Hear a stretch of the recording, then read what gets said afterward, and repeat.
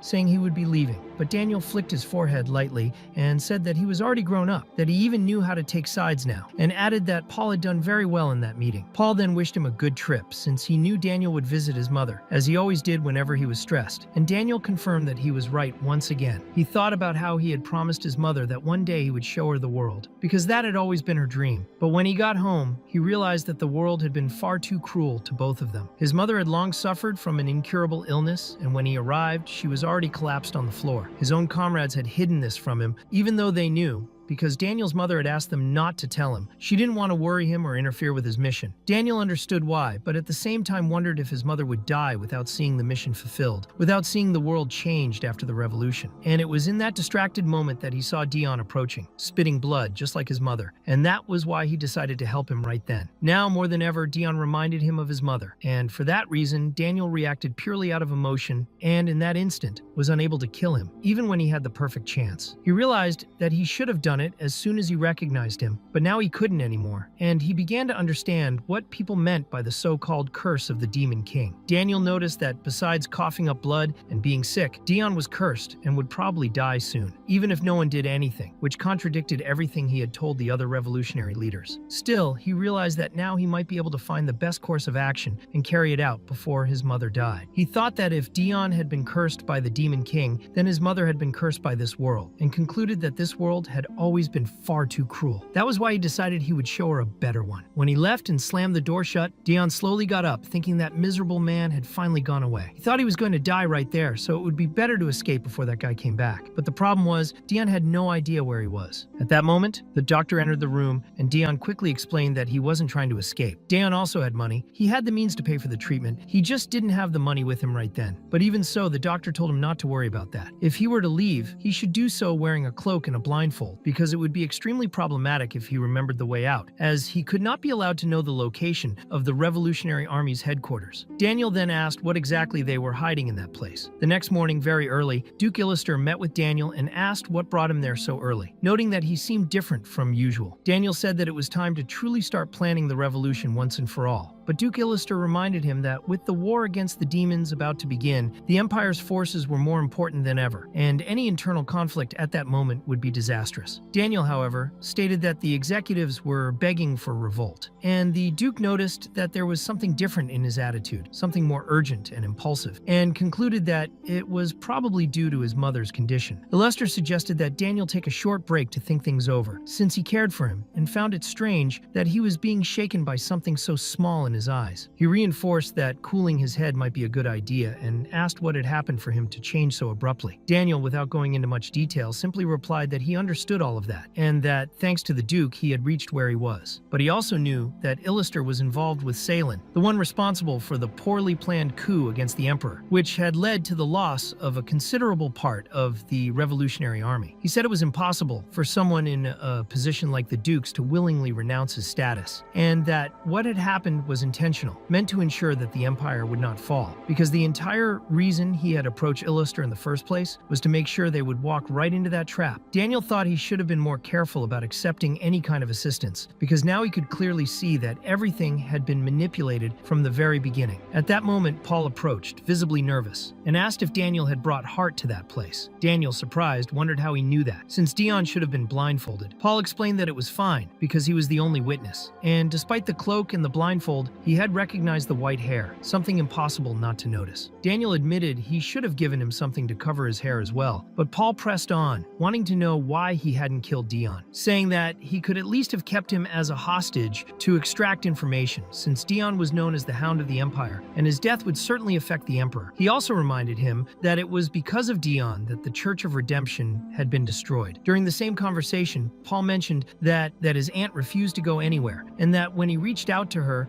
she didn't come along. Daniel replied that maybe she just needed some time to think, and that they could visit her later that day. He also said Paul needed to become stronger in order to truly protect her. Daniel commented that it hadn't been that long since he had seen him crying, and now he was standing before someone who had grown a lot. But Paul retorted that he had already been grown when they first met, and wanted to know the real reason behind Daniel's actions. Daniel then admitted that, for personal reasons, he knew he had made the wrong decision, but reminded him that no one was perfect, and that Paul too would make many mistakes along the way. He said they needed to learn to ignore whatever didn't make sense, and focus only on what was necessary and beneficial for the cause. Daniel was planning to teach him everything he could in the shortest possible time and hoped Paul would learn quickly, because taking over his position as successor was not something to be taken lightly. Paul, confused and anxious, didn't understand what he meant by being his successor, saying that he would never be able to do something like that on his own, especially being chosen among all people. Daniel told him not to worry and promised he would teach him everything he knew, because he understood that to be a leader, one must comprehend the political landscape and know how corruption affects structures, since the one who starts a true rebellion is someone who knows the system's flaws, someone who has already been wounded by it. That was why his mother always said education was the foundation of everything. Daniel said it was good to be young, because it allowed one to see the world from another perspective, without fear of change. And although Paul had been born in the Empire, he was a child who had survived alone in the suburbs, without any support or aid from the nation, which made him understand the flaws of the system firsthand. Moreover, Daniel knew there were people from many different backgrounds within the Revolutionary Army, which proved that Paul was not bound to any specific flag, reinforcing the impartiality that the organization so greatly valued. When Paul asked if that was why he had been chosen as successor, Daniel replied that it was one of the reasons. But there was another, more important one: the fact that Paul knew how to love. Paul, confused, said he had never dated anyone, but Daniel explained that the love between lovers was not the only kind that existed, because the emotion one feels when dedicating heart and soul to someone specific could only be called love, even if it was difficult to define. Paul asked if that didn't make him weak, since every time it came to his mother he was shaken, and Daniel acknowledged that it was true, but said that everything he had done up to that point had been because of her. He reminded him that the ideology of the Revolutionary Army was equality among all people for the creation of a better world, and that no one was more suited for that than Paul, someone caring and capable of understanding others. Paul replied that he didn't know if this was truly the right decision, but that he would do his best to learn, and Daniel said that was already great. Then asked why he didn't start with something essential, placing a stack of about 20 books on the table. Paul immediately refused, saying he didn't want to be anyone's successor. But Daniel thought they would succeed, because even Duke Illuster had a weakness: his pride. At that exact moment, Eduardo said the same thing, and the Chancellor asked if that really was the Duke's weakness. The Emperor confirmed it, saying that Illuster looked down on everyone with disdain, thinking he knew everything, without realizing that others were also watching him. The Emperor said there had been times when he himself had been used like a fool, but made it clear that Duke Illuster was not the only person capable of manipulating others. On the day he declared the Imperial Wars pause to begin the conflict against the Demon Kingdom, some nations applauded, others were furious. Some tried to stay neutral, but none considered allying with the Demon Kingdom, because Duke Illuster had shaped public opinion so that anyone uninformed would see the Demon Kingdom as something evil. That was the Duke's specialty, and because of that, everything became even more convenient for the Emperor, who had pretended before Illuster to believe that humans would never ally with demons, only to give Illuster the room to manipulate events while acting as though he didn't notice. Of course, Eduardo noticed something so obvious, since the Emperor had deliberately allowed Illuster to play the villain's role as a courtesy, maintaining appearances while moving every piece in his favor. Thanks to the way the Emperor acted on his own, he managed to solve a complex problem without even lifting a finger, saving resources and manpower. The Chancellor remarked that it was indeed a bold bold move to place such an important matter in the hands of the enemy himself, but the Emperor explained that this was precisely why he had entrusted Duke Illister with that task, because he knew the Duke would never let the Empire fall, since he depended on it. He wanted the Empire for himself, and that made him incapable of destroying it. Duke Illister treated him like a foolish child, but ended up falling into his trap, for his pride would inevitably be his downfall. The next morning, Ophidius appeared with a large bouquet of flowers to deliver to Daon, saying it had been a while since he last visited Marquis Hart, and that he was merely passing by to deliver the gift. Daon asked the reason for receiving it, and Ophidius thought that he needed to keep him tied to the Empire. The original plan had been suggested by Alatea, who believed that since Daon hadn't reacted to the plan involving female seduction, perhaps he was attracted to men. Ophidius was surprised by the suggestion, but she pointed out that he was always surrounded by men and had very little contact with women, so she thought the plan had been flawed from the start, and suggested that Ophidius himself should try to seduce him. He replied that he thought the idea was absurd, but still found himself thinking about it, recalling that at every palace banquet, Daon Hart never cared how many women looked at him. In fact, he never seemed to have any woman near him, while there were always many men around, men who even seemed a bit too close. At that moment, Ophidius began to consider the possibility that Alatea might be wrong. Trying to change the subject, he asked why Daon hadn't requested a higher title from the Emperor after winning the hunting competition, and commented that now that Cruel Heart had become a marquis, it was only natural for him to have risen as well. Upon hearing his brother's name,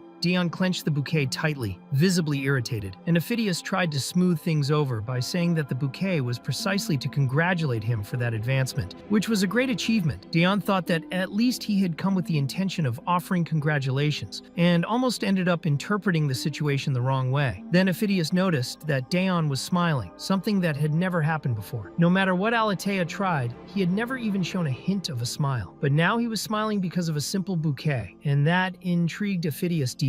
Ophidius decided to change the subject and said he was curious to know Daon's political opinion. Daon immediately noticed that he seemed nervous. Perhaps he had received direct orders from the Emperor to discuss a delicate matter, and wondered why he was hesitating so much. Maybe because it was too serious a topic. Then Ophidius asked what he thought about marriages between people of the same sex, and the atmosphere in the room changed completely. Everyone was shocked by the question. Daon grabbed Ophidius's arm and said that he had suddenly remembered something urgent he needed to take care of trying to leave the place. Ophidius tried to smooth things over, saying it had all been a misunderstanding, but Daon replied that he understood, that there were people with different orientations, and that he didn't need to hide, that it was merely a matter of personal preference. However, in his case, he preferred women. Ophidius, now desperate, explained that it wasn't like that Daon was misunderstanding everything, and then loudly declared that he also preferred women with explosive curves, shouting so loudly that the words echoed throughout the estate. The maids, upon hearing it, thought that the prince must be utterly crazy for women to make such a declaration that way. And even Ophidius himself realized that the plan had been stupid from the very beginning. He planned to give Alatea a good scolding as soon as he got home. While walking down the corridors, Daniel was quietly laughing, clearly amused, yet said he respected all of his master's decisions. Daon told him to shut up and asked why he was still there, since he should have gone back after the hunting competition to take care of the trade business. Daniel replied that his top priority was serving his master, and asked if Daon would soon depart to carry out the Emperor's orders, and whether he could accompany him. Daon said he wouldn't take him because he felt more comfortable alone, but Daniel insisted, saying that after the competition, everyone had been worried about him since he returned only after dawn and injured. Daon thought that the previous night had indeed been risky, though he had received treatment. Daniel had hesitated to kill him at that moment, and the doctor had said he was very lucky. Daon didn't know who those people were or where he was. He couldn't imagine which enemy had been responsible, since there were so many, so he concluded that he was simply lucky. Even so, he asked Daniel not to follow him this time, because one of them would end up dead. Daniel agreed, saying he wouldn't follow, but Daon thought that this walking disaster could never imagine he was capable of threatening him like that. Still, he found Daniel strange, especially because of that smile on his face. Later, Daon met with the assassin knights during a meal. They were nibbling on more sausages when Daon said they would have to leave soon, and asked if it would take long. Remember replied that about 10 minutes had already passed, and one of the knights commented that they were all idiots, because now they should call him Market, not Captain anymore. The next instant, he collapsed face first onto the table, and all the others fell asleep as well. Remember remarked that it was impressive they had managed to talk for 10 minutes, even after being drugged with sleeping pills, revealing that he was the one who had done it. Daon thought those rabid dogs were far from normal, and their leader confirmed it. Even so, he thanked Remember, who replied that they only did it because they loved their lord very much, wishing him a good journey. There was a secret passage within the sewer entrances at the border, created exclusively for Dion Hart. The two kings had made a vow of silence never to reveal its location until Dion himself chose which side he would take. For that reason, his companions never followed him beyond the mountains. However, Dion knew that the Demon King wouldn't remain silent for long, especially once he discovered that the Emperor was preparing to start a war. It was time for Dion to make a decision, because he felt as if his life had an expiration date. At that moment, the Demon King's escort was slaughtered by Cruel Heart. Daniel suspected he had been followed and thought that bastard had shown up at the exact moment, since he needed to eliminate all witnesses. Even as they exchanged swift and balanced blows, Dion asked whether Cruel was taking it seriously. Beyond anger, he felt great confusion, because Cruel had always hated him, always treated him like a useless, annoying younger brother, and it was Cruel who had taken his family from him. Yet Cruel kept protecting him. After killing the last witness, Dion realized that Cruel had fled once again like a rat,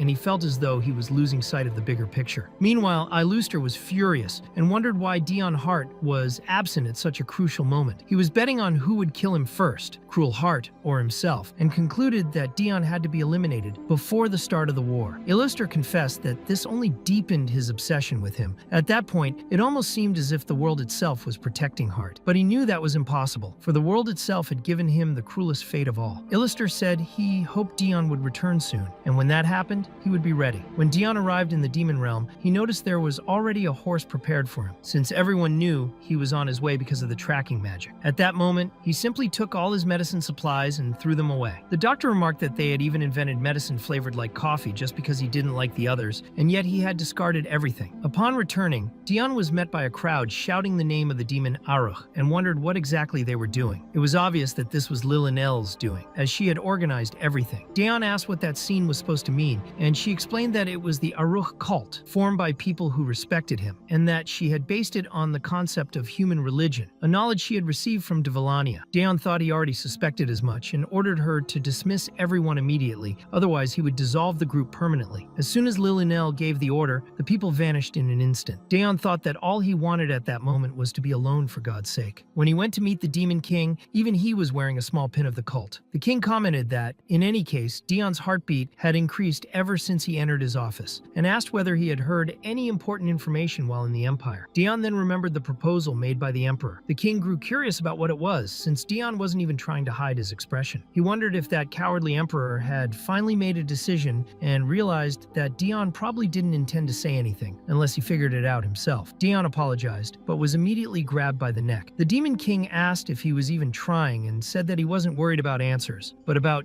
Dion's attitude, asking if he had ever considered that his life might be in danger. Before Dion could reply, he was released. The king said he understood his situation, but asked if he had already decided which side he would be on. He said that honestly, he didn't know if Dion Hart was truly such a rare talent that he was worth starting a war for, but he also didn't want to go back to his boring life. In the demon realm, all demons except himself would kneel before Dion Hart, which meant he could do whatever he wanted. There, Dion didn't need to worry about sunlight because it was always night. The king disagreed, saying that he couldn't live in darkness forever, even with his sensitivity to light. The Demon King said he wouldn't stop him if he wanted to visit the human realm as before. If he desired those lands, he could conquer them and offer them to him. The king replied that being human, he should remain on the side of humans. Whatever the Emperor's proposal was, the Demon King could offer something far better to win this game. The king even joked, asking if Dion wanted him to hold his pants like last time. Dion replied, absolutely not. The king then told him to think carefully about everything from now on, because he refused to lose his toy just for the sake of victory. A few days later, the demon Aruch was walking through the demon realm, so anxious and irritated that he could no longer stay in his room. So he simply went out for a walk, which terrified everyone. People whispered that the demon Aruch was outside the castle wearing that outfit, which was a bad sign. Dion wondered what was wrong with them, since there were only a few situations in which one needed to be cautious around the commander of the Zero Squadron, the demon Aruch. One was when he was drunk, the other when he wore black clothes. People said he must be feeling extremely irritable, and Dion wondered if it was because he was wearing black. If demons perhaps disliked that color, but in truth he had only worn it to avoid drawing attention, and ironically, he was driving everyone away instead. He thought that was great, and even let out his evil laugh, but Eddie was worried, because ever since since Dion had returned, he seemed completely tense. Normally, Eddie would leave him alone so he could have some peace, but this time the Demon King himself had personally sent him to observe Dion. He was sure the other was bothered, even without saying anything, and wanted to cheer him up somehow, so he suggested taking him somewhere to relax. Eddie thought the demon Aruk would like that, or so he believed, but it turned out to be a terrible idea. The next second, Dion was already about to beat someone up, asking if this was some kind of joke, because the place Eddie had chosen was a training field. Eddie even asked for the equipment to be brought, but the subordinate replied that he didn't have the authority for that. Eddie said he would handle it himself, while Dion wondered how he was supposed to relax in a place like that, and why Eddie was doing this to him. He asked them to wait a bit, but at that very moment he tripped on the stair step and twisted his ankle, and that was when he nearly crushed the poor guy's skull. Dion thought it made no sense that he was tripping like that, and wondered if he was what? The protagonist of a manhwa, and the answer was yes. Unfortunately, he was. Eddie said he understood his frustration, but that it was not a good time to kill demons inside the castle, and said that the other demon had offended Lord Aruk, making this his last chance. The subordinate thanked him repeatedly for being spared. Then Dr. Ben came running, saying he had responded to a very strong magical signal, but when he saw Dion's hand bleeding, he asked what was going on. Eddie asked why he had taken so long, and the doctor replied that he had come as soon as he received the signal. But Eddie said that Dion had already been unwell for some time. Ben explained that the signal hadn't actually been activated. Maybe it was broken, and that he had tried to replace it several times because it seemed off, but there was no defect in the magic stone. Dion wondered what he meant by several times, since using that stone required his own blood. Ben asked if he had felt any change in his body, and when Dion thought about it, he realized that he had stopped vomiting blood during minor stress. Now it only happened in truly serious situations. Eddie commented that if it was a positive change, maybe the side effects were improving, but Ben didn't think so, saying that Aruk's body was still like a ticking time bomb. Dion asked them to wait a moment, and Ben noticed that he was treating the wound without any anesthetic, so he asked if he was all right. Eddie was also surprised to see him stitching his own skin with no anesthetic at all, and Ben asked how he could have made such a mistake, offering to accept any punishment. Dion said everything was fine, because honestly he hadn't even felt it. He was too focused. The people watching were stunned, since he hadn't shown a single sign of pain. Then, finally, the object he had been waiting for arrived, the thing that truly refreshed him, the snowflower sticks. They were exactly what he needed. Dion wondered why he needed the Demon King's permission to use those things, and wanted to know how they worked. Eddie explained that you just had to cut off the top and, like a little sachet, a snow firework would burst out. He said that unlike the human realm, where it sometimes snowed, the demon realm had no climate changes at all, so he thought it might help improve Aruk's mood a little. Dion thanked him, thinking that it wasn't so bad after all, and realized it had been a long time since he had last seen snow. Meanwhile, some people in the background were commenting that trash was falling from the sky, and that at least he wasn't going to use the red one. But yes, he did. When he saw the red snow, Dion wondered if it wasn't supposed to look like blood. And then the Demon King himself appeared, asking if it had lightened his mood a little, and whether the red snow didn't look real. He said he had tried adding a bloody fragrance, thinking it might be useful when they went to war against the human realm, and wanted to know Dion's opinion. Dion reflected that war was a scene where the smell of blood suffocated everything, something dreadful, but he told the king that he believed it would indeed be useful, because war was strongly affected by both weather and morale. Being surrounded by such a strong scent of blood could instill terror in the enemies. The Demon King said that, as expected from him, Dion not only possessed great battle instincts, but also understood strategy and tactics, making him an extremely unique individual, and that he was glad to have him on his side. Then the Demon King asked him to follow for a moment, and later they were in the land of the fairies. The king asked what he thought of that place, if it wasn't beautiful, considering they were in a remote area within the demon realm, unlike the fairies who lived there. The leader of the fairies replied that the whole thing was absurd. The king reacted by saying it was insolent to hear so many demands and complaints, even during a visit. The leader of the fairies replied that the king should not act as if he were being fair, since it was he who had caused so many problems, and therefore it was only natural that he had to pass through there. He also asked why he had brought a human this time. But at that moment, the forest reacted. The world tree seemed excited by the presence of that person. The leader of the fairies realized that man was the center of the world's attention. Dayon Hart. The Demon King addressed the leader of the fairies directly and got straight to the point, wanting to know why they were there. The leader replied that the king was very rude for someone who came uninvited, but explained that the matter was about the seed of the world tree. He said that, because of the king's demonic aura, the seed had entered the fairyland and become infected. Since the seeds were very sensitive, they were now contaminated. The Demon King then simply teleported the gardener close to him. It was Hien, who appeared suddenly without knowing where she was. When she saw the Demon King, he asked her to try to revive the seed the Fairy King was holding. holding. Hien looked at the seed, called it Little Seed, and asked if it was all right. She said she might be able to make it grow somehow, but didn't think it was possible to cure it from demonic aura contamination. The leader of the fairies replied that he already knew that. That seed of the world tree was something his race had always protected and respected. The Demon King questioned what kind of respect that was, asking if the world had said anything about some of the seeds dying. Observing the others' despair, he insinuated that he was nothing more than a loyal dog of truth. The leader of the fairies replied that they also respected the king's race. The Demon King would never understand. His race was hated, and even so, he said he didn't care to be worshipped. Hien, who was listening to the conversation, asked if that meant he no longer needed the seed. Dan wondered if she was crazy. The leader of the fairies replied that she could keep the seed, and Hien thanked him enthusiastically. Daeon thought she was completely obsessed with plants. Then, suddenly, the Queen of the Mermaids appeared. Her tail transformed into a dress, allowing her to walk on land. She said it was good to see Daeon again, remembering that they had last met in the Demon Castle. The mermaid said she had wanted to talk to him for a long time, and Daeon wondered why she was looking at him that way. He thought that being someone's favorite made him uncomfortable. The mermaid explained that she had recently foreseen the future. According to her vision, a new hero would arise, even more threatening than the previous one, and this hero would decide the fate of the Demon King himself. Everyone wondered if that prophecy was true. The mermaid said the world had never liked the Demon King. He replied that it was nothing new since his race had never been liked, and a little more hatred made no difference. Besides, he said that the future she foresaw could always change. The mermaid admitted that maybe so, but said that future was special, as if changing it would be a miracle. The Fairy King said he thought it was useless to keep forbidding the use of magic, since the world seemed to be after Daeon. The Demon King explained that he didn't forbid magic out of fear of a hero, but because he thought it would be boring if one appeared in the middle of a war. To balance the powers, it was believed that the more demons used magic, the faster the world would bring forth the hero. The Fairy King then asked if that was why Daeon was still healed, even after using such primitive healing methods. The king replied there wasn't much to be done. The Fairy King said he could heal him. Later, while being treated, Daeon thought that all that embarrassment made him uncomfortable. First the Mermaid Queen, now the Fairy King. Why were they being so favorable toward him all of a sudden? Without realizing it, Daeon said aloud that the Fairy King reminded him of someone from Aika. The king asked if he was talking about the first commander, and the Fairy King commented that it had been a long time since he'd heard that name.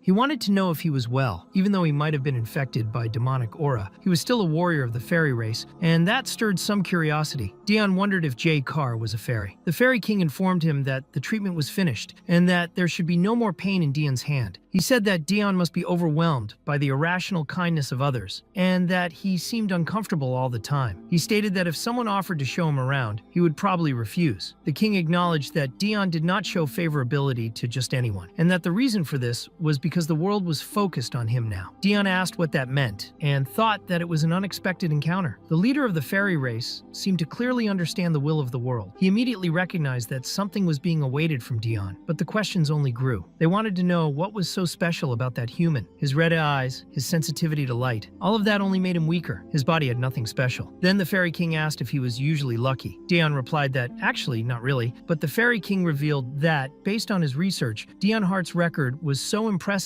that he had been left in disbelief by what he found. A human who had crossed the line of fire countless times between the demon realm and the human realm and survived with ridiculously low odds. The Fairy King told Daeon to think about that, to reflect on situations where he should have died but survived, or when he should have suffered a permanent injury but managed to recover. The world usually did not interfere with the flow of things, but the Fairy King knew that for some reason, Daeon was being protected. He would suddenly show power, resist heavy blows, his body would automatically react in favorable ways as if it knew what to do. The Fairy King stated that the reason Daeon was still alive was because of the world's blessing. His body was not exactly being strengthened, but rather adjusted to better accept the forces that the world wanted to grant him. It was a subtle but continuous modification. He would be the hero responsible for deciding the fate of the world. In the distant past, there had been a hero who, even after death, still worried about his companion. The world responded to his devotion by returning his soul to its deepest desire. The world told him not to worry, for it was already watching the one who would come. The Fairy King knew that the will of the world was firm, and the next hero would be Daeon Hart. But suddenly, there was a monster invasion, and the fairies began fighting them. Rian asked if the demon Aruch was not going to join the battle, but he said there was no need to go personally since there were 3 race leaders present, medicine, and the monsters were completely insane. Even so, he could not stop thinking about the Fairy King's words. What did it mean that the world was paying attention to him? Meanwhile, the Fairy King was examining a strange item that seemed to have strengthened the monsters. One of the fairies reported that they had drunk a brown liquid from a pouch before becoming stronger. Daeon immediately recognized it. It was his medicine. That was why he ran off immediately. He bolted away without hesitation, personally going after the monsters in desperation. And as he killed them, he noticed the terror in their faces. All the monsters had consumed the medicine he had discarded. Daeon wondered why the monsters would eat that and how it could have made them stronger. In the end, he had no choice but to fight, since it was, in a way, his fault. The Demon King warned that they would talk later, and Daeon thought he was completely doomed. The king commented that he would finish everything quickly so they could talk sooner. The Fairy King ordered everyone to retreat immediately. The Demon King used a destructive and overwhelming power that wiped out the entire horde of monsters in a single strike. Then he said it was time to return. Later in the castle, the king commented that it had been a long time since they had been caught off guard like that. Daeon apologized and explained that the substance was his medicine. The king wanted to know who had created something like that. Daeon replied that it was someone who practiced alchemy. The king showed interest in recruiting her. Daeon thought the palace doctor would faint if he heard that. The king asked why he had thrown it away, if it was important for his recovery. Daeon answered that after testing it, he had not felt any effect, but in truth, he had only discarded it because the taste was awful. The king said that he had sensed a strong will to help within that medicine, but that it had not reached Daeon's heart, and said it was fine. He had not done it on purpose. He also said that Daeon would not need to attend the commander's meeting this time, that he must be tired and should simply rest. Daeon was excited about the exemption, but later he was there anyway, all the same. He himself did not know what kind of idiot obeyed the boss when told to rest. He thought that if someone actually did that, they had to be stupid. The meeting was full. The 11th general was present. Daeon commented that he already imagined the reason she had shown up, since she was always a nuisance. He thought maybe it was a tsundere case. Durnovan asked him not to say that kind of thing in front of Lady Oeli. Daeon thought those people really had no sense, and realized that no one understood what the king could do to him if he had not come there. He was someone with great survival skills, and if it were not for that, he would have been eliminated long ago. But the king suspected that Daeon had noticed his true intentions. He wanted to reduce information leaks, but understood that it would be dangerous if Daeon returned to the Empire without knowing anything, since the Emperor would become suspicious. So Daeon decided to just kill time and picked up a magic cube, starting to solve it, which surprised both generals. De Villania thought he seemed very focused on that, while Isilda believed he was shaken by the war against his own race. The king declared that they could begin the meeting now that the demon Aruk had arrived, and that everyone should be able to guess the reason for the gathering. Isilda asked if the war would really begin, since they desired human territory and were prepared, but from the Emperor's point of view,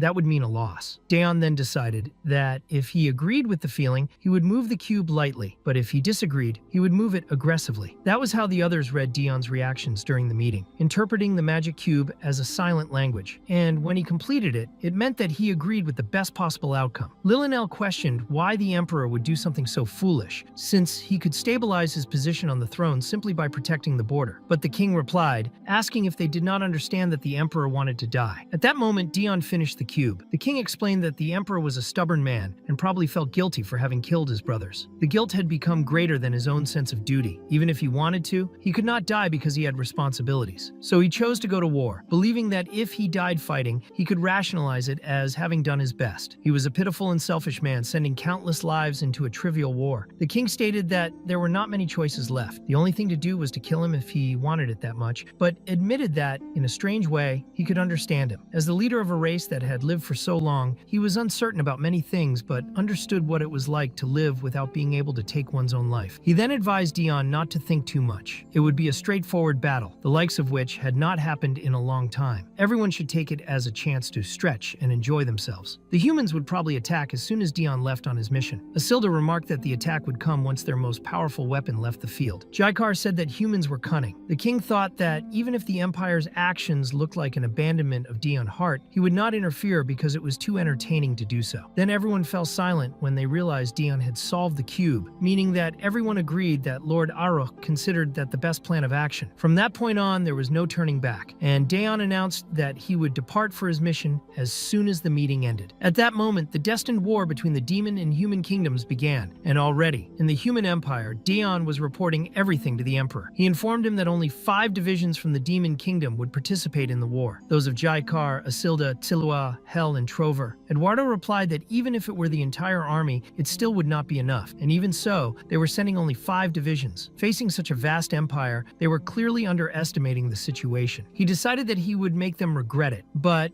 at the last moment, refrained from saying anything to Dion and simply told him that he could rest. The Demon King had no intention of pressuring Dion for answers, probably believing that the Emperor himself would not be able to contain himself and was just waiting for him to make that mistake. Then the Chancellor appeared bringing an urgent message, informing that the Demon King had launched an attack, and in the capital, Jaikar was sending a communication in the name of the Demon Kingdom, stating that because they valued balance and peace, they had determined that the Empire's expansion across the continent had gone too far and become a threat. Therefore, to prevent the fall of the Demon Kingdom caused by the Empire's actions, they were officially declaring war. The Emperor immediately ordered that the Palace Mage be summoned. While Dion wondered whether all of that was Jaikar's idea, or if it came directly from the king. Soon Jaikar continued the message, claiming that since the goal of the Demon Kingdom was to preserve peace and balance, they would still consider the possibility of retreating their attack. However, in the Empire, the population was already beginning to panic, until Eduardo appeared, broadcasting through Run, the current Imperial Mage. He declared that the entire world knew the cruelty of demons, and questioned how they dared to tell such lies. According to the palace's own historical records, the Demon Kingdom had always desired those sunlit lands. Daeon began to wonder if the palace mage was truly that powerful, and the emperor reinforced that. In other words, demons had always targeted the human realm, so there was no reason to trust a demon's words. But the Demon King replied by asking why he didn't just pretend to be deceived and withdraw, while there was still time to turn back. He ended with a faint smile, and everyone was even more shocked to see the image of the Demon King himself. Many admitted he was actually handsome, far less monstrous than they had imagined, and some even began to think that perhaps the demon race wasn't so evil after all. The Demon King went on to say that the Emperor was sacrificing his own people out of sheer greed, since war was no game. But Eduardo retorted that it wasn't greed that started that war. It was a matter of selling the future for temporary peace, or taking advantage of the Empire's golden age to ensure tomorrow's stability. Daniel commented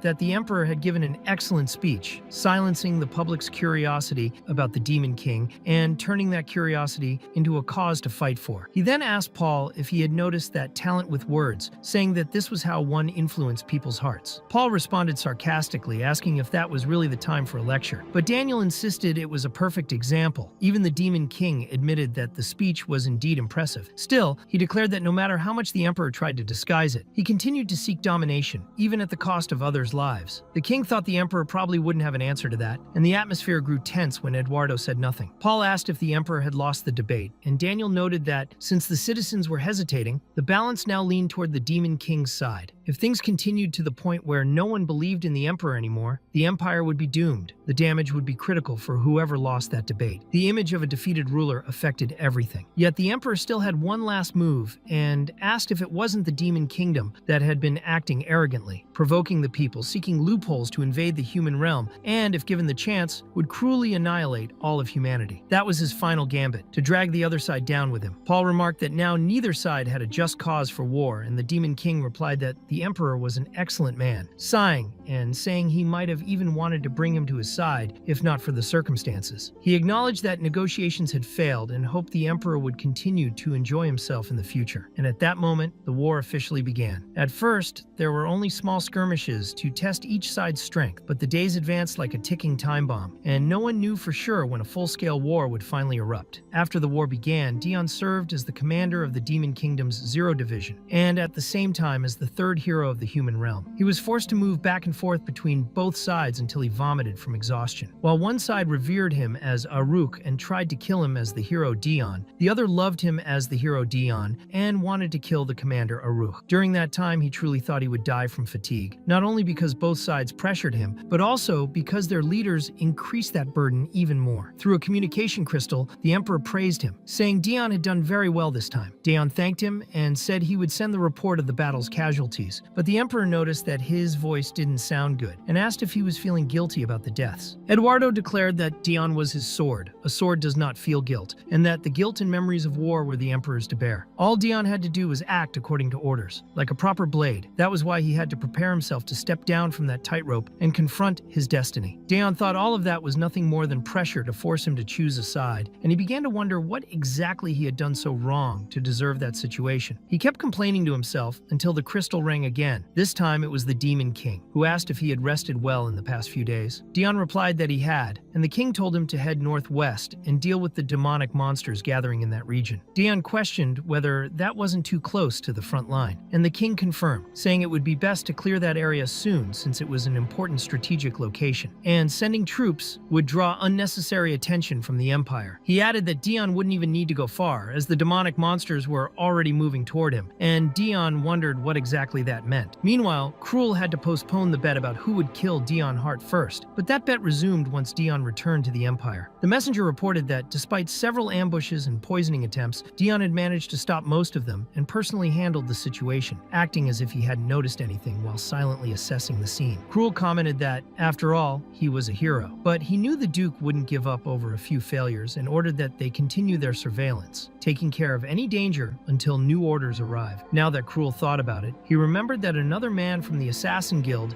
had received orders to kill Dion Hart. One was paying to kill him, while another was paying to protect him, and Cruel didn't understand why he was trapped in the middle of it all. The Protector thought that, as far as he remembered, Dion Hart would be heading out that day and there shouldn't be any problems, so he hoped his subordinate would protect him well. But the assassin was terrified because there were too many demonic monsters, and he didn't think he could protect Dion Hart. Yet he noticed that Dion wasn't scared at all, and even declared that he only needed one target and would defeat that one to the death. Before the Emperor could stab his own hand again, Nemesis stopped him with his sword. Eduardo apologized for pointing his blade at the Emperor, but the strike hadn't been aimed at the back of the hand. It was meant for his own wrist. He admitted that it had been hard to keep a clear mind lately. Everything felt strange. It was all too obvious, and he could sense malice surrounding him, a presence so strong that it couldn't just be a hallucination caused by his trauma. Eduardo ordered Nemesis to contact the shaman immediately. Then he mentioned a rumor spreading about the similarities between the fighting styles of Commander Zero and the Empire's hero Dion, and told Nemesis to investigate it discreetly as he always did. But at that moment, the Emperor received an urgent communication signal and had to leave the room. Nemesis, though he remained there, grew suspicious and wondered if it could really be true that Dion Hart and Commander Zero were somehow connected. Meanwhile, Dion was in battle, beating an enemy to death. A large ogre had been slain by his dagger, but he was already exhausted. Even so, he found the monster's behavior strange. Normally, they would flee after witnessing such a massacre. But now, driven by hunger, they seemed to have completely lost their sense of self-preservation. Dion thought that maybe he looked like an easy prey, and decided he wouldn't allow himself to be underestimated. The next creature managed to strike back, throwing him violently, but he refused to accept that. He hated being underestimated. Using every bit of strength left in his wrist, he hurled a dagger that pierced the demon's skull. However, he felt the muscles in his wrist tear on impact. His legs burned with pain, and every muscle screamed, but he knew he couldn't stop. If he did, he would die. Even wounded, he slaughtered another monster. Those following him immediately froze. Then Dion threw the body of the defeated enemy aside and asked if anyone else wanted to end it once and for all. The monsters, however, fled. Regardless of race, every living being can recognize madness. After the massacre, Dion collapsed into the blood and realized he wouldn't be able to move on his own. He sent a message asking the Demon King for support, knowing the monsters would return eventually. In that moment, he dreamed that Cruel gently woke him up, but then ordered him to get real and open his eyes. Dion awoke to see a monster approaching, ready to devour him. At the last moment, knowing he wouldn't be able to dodge, Dion was saved by the Emperor himself, who appeared and killed the creature. Dion still managed to ask what he was doing there, but ended up vomiting a large amount of blood. Eduardo said it seemed like Dion had confused the communication device and asked if it was acceptable for a spy to make so many mistakes. Dion asked if he had been contacted by mistake, and Eduardo, at a loss for words, replied that he had no choice. He said he couldn't just send anyone, which was why he had come in person. He added that, thanks to that, he had been able to see Commander Zero for the first time, but assured Dion he had no intention of doing anything against him. He left clean clothes and medicine, instructed Dion to take care of himself, and told him to return soon, as he would send another knight to replace him. Dion thanked him, relieved, as he didn't even have the strength to stand up at that moment. Eduardo then remarked that this time he had acted under the Demon King's orders, but next time he would make the summons himself. After taking his medicine and changing clothes, Dion reflected that both the Demon King and the Emperor only wanted to use him for their own purposes, and this wasn't his first time dealing with that. Dion just wanted to return, get treated, and rest, but suddenly Dr. Ben, the physician of the Demon Kingdom, appeared and asked if he was all right. Dion wondered why he was there. Ben explained that he had felt a strong signal coming from the necklace, became worried, and snuck out in secret to find him. He asked how Dion had managed to get so injured, saying he must have killed all those monsters alone. But before they could talk further, a knight arrived under His Majesty's orders and caught them in that moment. The knight asked if Ben was a demon, and Dion thought he was in serious trouble. The knight ordered the demon to step away from the marquee, and for a brief moment, Dan considered killing Ben, thinking he could explain the situation later to the Demon King, who would understand. However, instead he only threatened Ben and whispered for him to push him and run away. Ben tried to insist on treating him, but with the night approaching fast, he accepted the idea, pushed Dion aside, and fled. The knight didn't chase after him, worried instead about Dion's condition, as he was coughing up blood. Dion said he was fine and thought that, thanks to that plan, Ben had managed to escape alive. He was also relieved that he had received medicine from the Emperor. Without it, he wouldn't even have been able to move. The knight noticed that Dion's injuries were far worse than the reports had suggested. Moreover, there was a demon at the scene and 10 monster corpses scattered across the ground. The idea that Dion had faced all of that alone was unbelievable. The knight informed him that a carriage had been prepared on a nearby road and that he would escort him to safety. Then he lifted Dion onto his back and carried him like a child. While running back, Ben thought that it was the first time he had seen the magical device react so violently. He had slipped away knowing how dangerous a situation Lord Arudi faced was, but realized he had ended up becoming a hindrance. Judging by the situation, he concluded that Dan was probably acting as a spy under the guise of a marquis in the human realm, and he felt he had almost exposed him. He realized that he had only escaped thanks to Arudi, and even though he was Arudi's doctor, it always seemed like he was the one being saved. Meanwhile, Dion reflected that the whole situation was somewhat embarrassing, though he had to admit it was surprisingly comfortable being carried like that. After being brought back to the carriage, later on, in the presence of the shaman, Nemesis asked if she was saying that the Emperor was cursed. She confirmed, explaining that it was a very powerful curse. Nemesis was outraged by her audacity to say such a thing in front of the Emperor, but he said it was fine, and asked her to describe the curse in detail. The shaman explained that there was an evil spirit clouding the Emperor's mind and draining his life force, a curse created with the clear intent to kill. It was a dark magic that required a dead person as a catalyst. Still, it seemed that the Emperor had been cursed for over a year, and had only now realized it. Nemesis was shocked by how long it had lasted, but the Emperor asked them not to make a fuss, saying it wasn't a big deal. He remarked that it was typical of a coward to use the dead to kill, instead of doing it with their own hands, and that such a thing wasn't even worth mentioning, much less worrying about. The shaman, however, thought that the Emperor carried not only a curse, but also an extremely negative karma, and that anyone else would have already gone insane under such weight. She explained that by burning a specific talisman, she could temporarily suppress the evil spirit, but from then on, the Emperor would need that kind of treatment regularly. Suddenly, Dion Hart appeared before the Emperor, saying he had been summoned, hadn't he? Upon seeing him, the shaman almost fainted. She apologized and ran out of the room. The Emperor commented that Dion must also be carrying many curses and resentments, and, as he had mentioned before, needed him to do something. The Emperor said that Dion must have already recovered by now, and told him there was a rumor going around that he was Commander Zero. Therefore, he needed Dion to prove once again on the battlefield that he was on humanity's side. In the end, Dion returned to the battlefield, where Stigma appeared asking if his junior was there, and Dion replied that it had been a while since he last saw his senior. Since Stigma knew he would be there, he came along. He remarked that if they were placing two heroes in the same location while manpower was short, that place must be strategically important. Dion thought that he hated this. He only wanted to take on simple tasks like killing monsters and handling small incidents. A commotion broke out below as the Ghost Assassin Knights, Dion's subordinates, had appeared, and as usual were picking fights with everyone. Dion thought those guys only caused trouble whenever Len wasn't around. Then Milan, one of the knights, showed up to stop the fight, and Dion thought that finally he was acting like a normal person. One of the assassin knights asked which side Milan was on, since the others had looked down on them first. But Milan shot back, saying that as a hero candidate, the opposing squad didn't even have a name. He mocked them, saying it was pathetic not to have one, and called them idiots. Dion felt disappointed by this exchange. Stigma commented that it seemed Dion's squad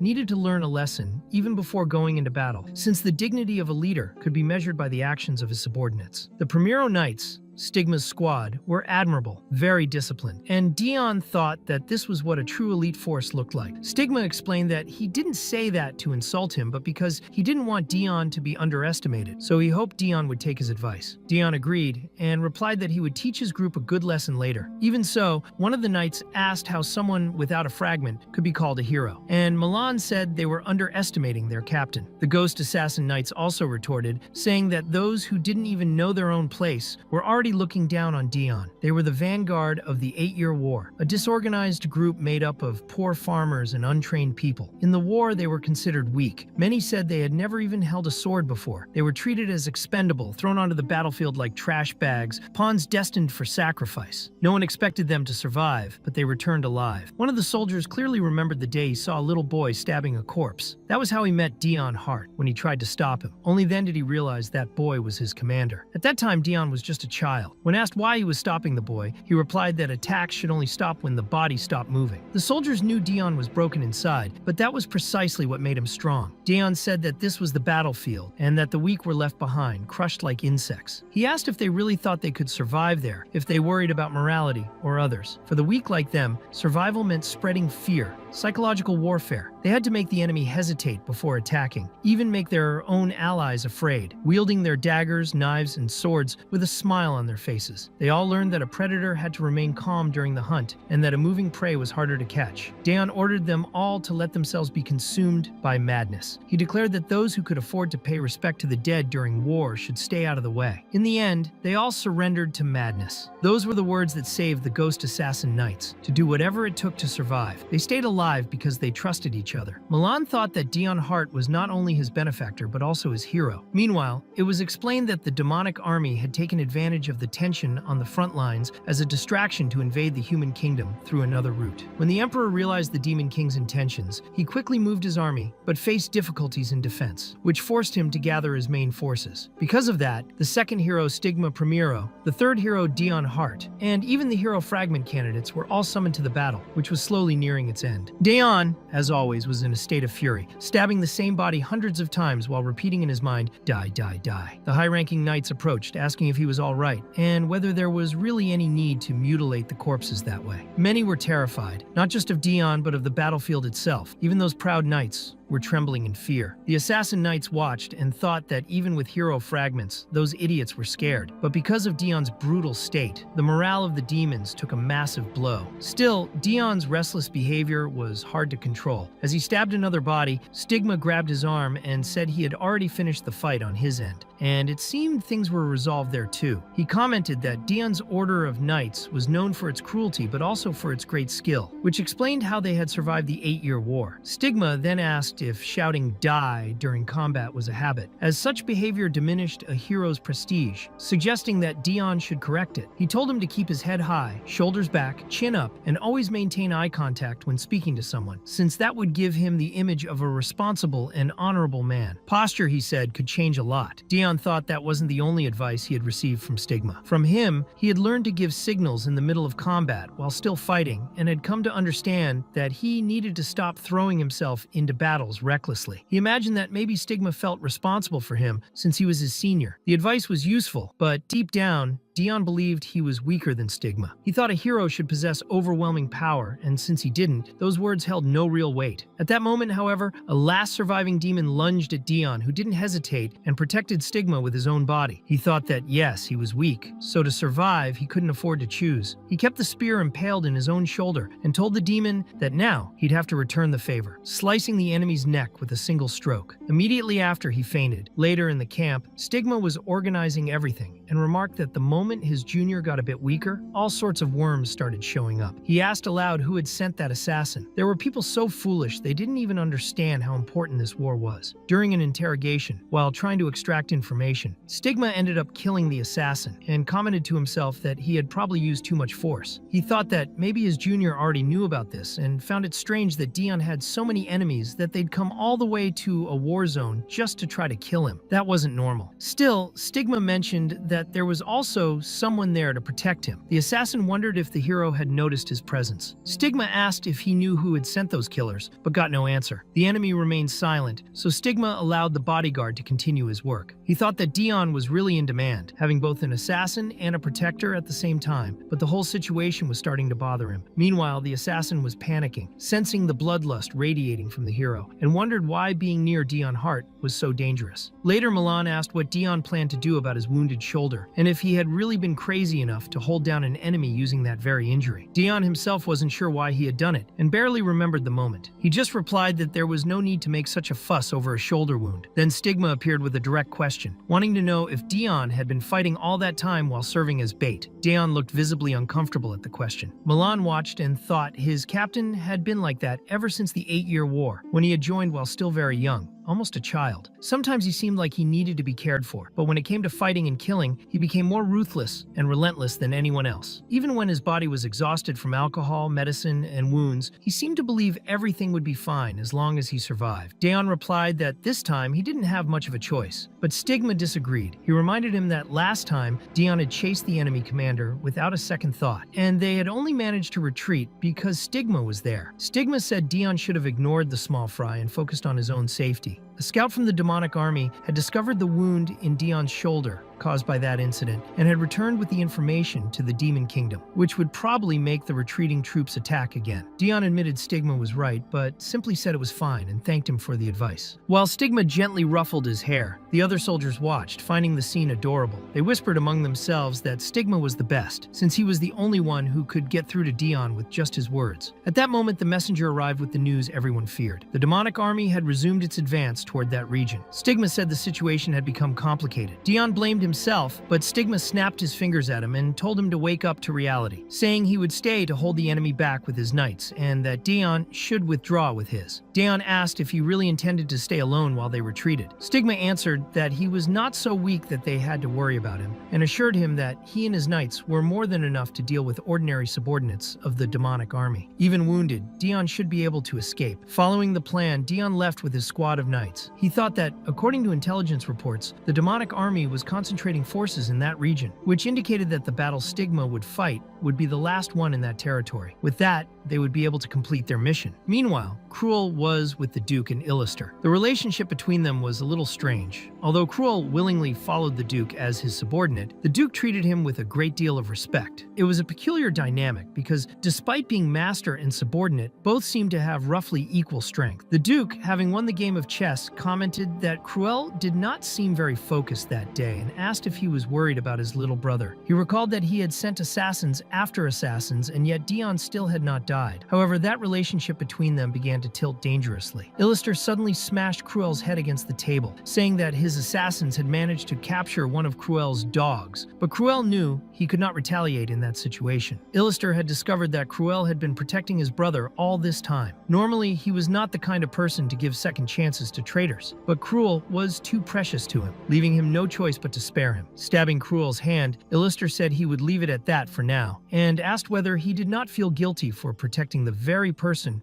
who had killed his parents. Weren't those precious relatives to him? Yet Daeon Hart had killed them without hesitation. No matter the reason or any confusion involved, had Cruel forgiven that? Forgiven the murder of his own parents? Between his brother and his own life, which was more important? Illister said he would give one last chance. Someone would keep an eye on Cruel, and he was not to do anything foolish unless he wanted to die. He should bring back Daeon Hart's head. Later, Cruel reflected on all the warnings he had already received. He remembered the shaman who had told him that if he thought Daeon deserved to die, then he himself should kill him once and for all. The Duke had asked whether his brother was more precious than his own life. Cruel thought that maybe it was time to truly end all of this, but when he tried to raise his sword, his wounded hand faltered. He supposed Illuster's blow had hit a nerve, but he would not let that stop him. He had considered this possibility before. The dog the Duke had captured must have been someone from the secret guild he had hired to protect Daeon. Those agents moved more discreetly than others, and most people did not even notice their presence. Cruel then told Senger to remain there for the time being, but Senger insisted he needed to protect him. Cruel suspected that it was the Duke who had sent him to do that. He thought the only way they could have discovered both the assassins and the bodyguards was through bribery. He asked since when Senger had become the Duke's eyes, since when he had started reporting everything to Illister. He remembered Senger as his trusted subordinate, someone who had been with him even before they worked for the Duke, but Senger replied that it no longer mattered. Cruel agreed and said that for that reason he would not allow him to follow. He was still merciful enough to keep a traitor alive, but he thought all of this did not need applause. It had been a play without an audience from the start, and it would be better to end it without anyone seeing. Now he would perform the final act. Meanwhile, Daeon was fleeing from the demons, thinking that when he was among demons, he was the Empire's most wanted man, and when he was with the Empire, he was the demons' most wanted man. That was him, Daeon Hart, the unluckiest man alive. He reflected on the fact that he had killed so many demons, and yet they still seemed endless. At that moment, one of the assassin knights noticed something unusual.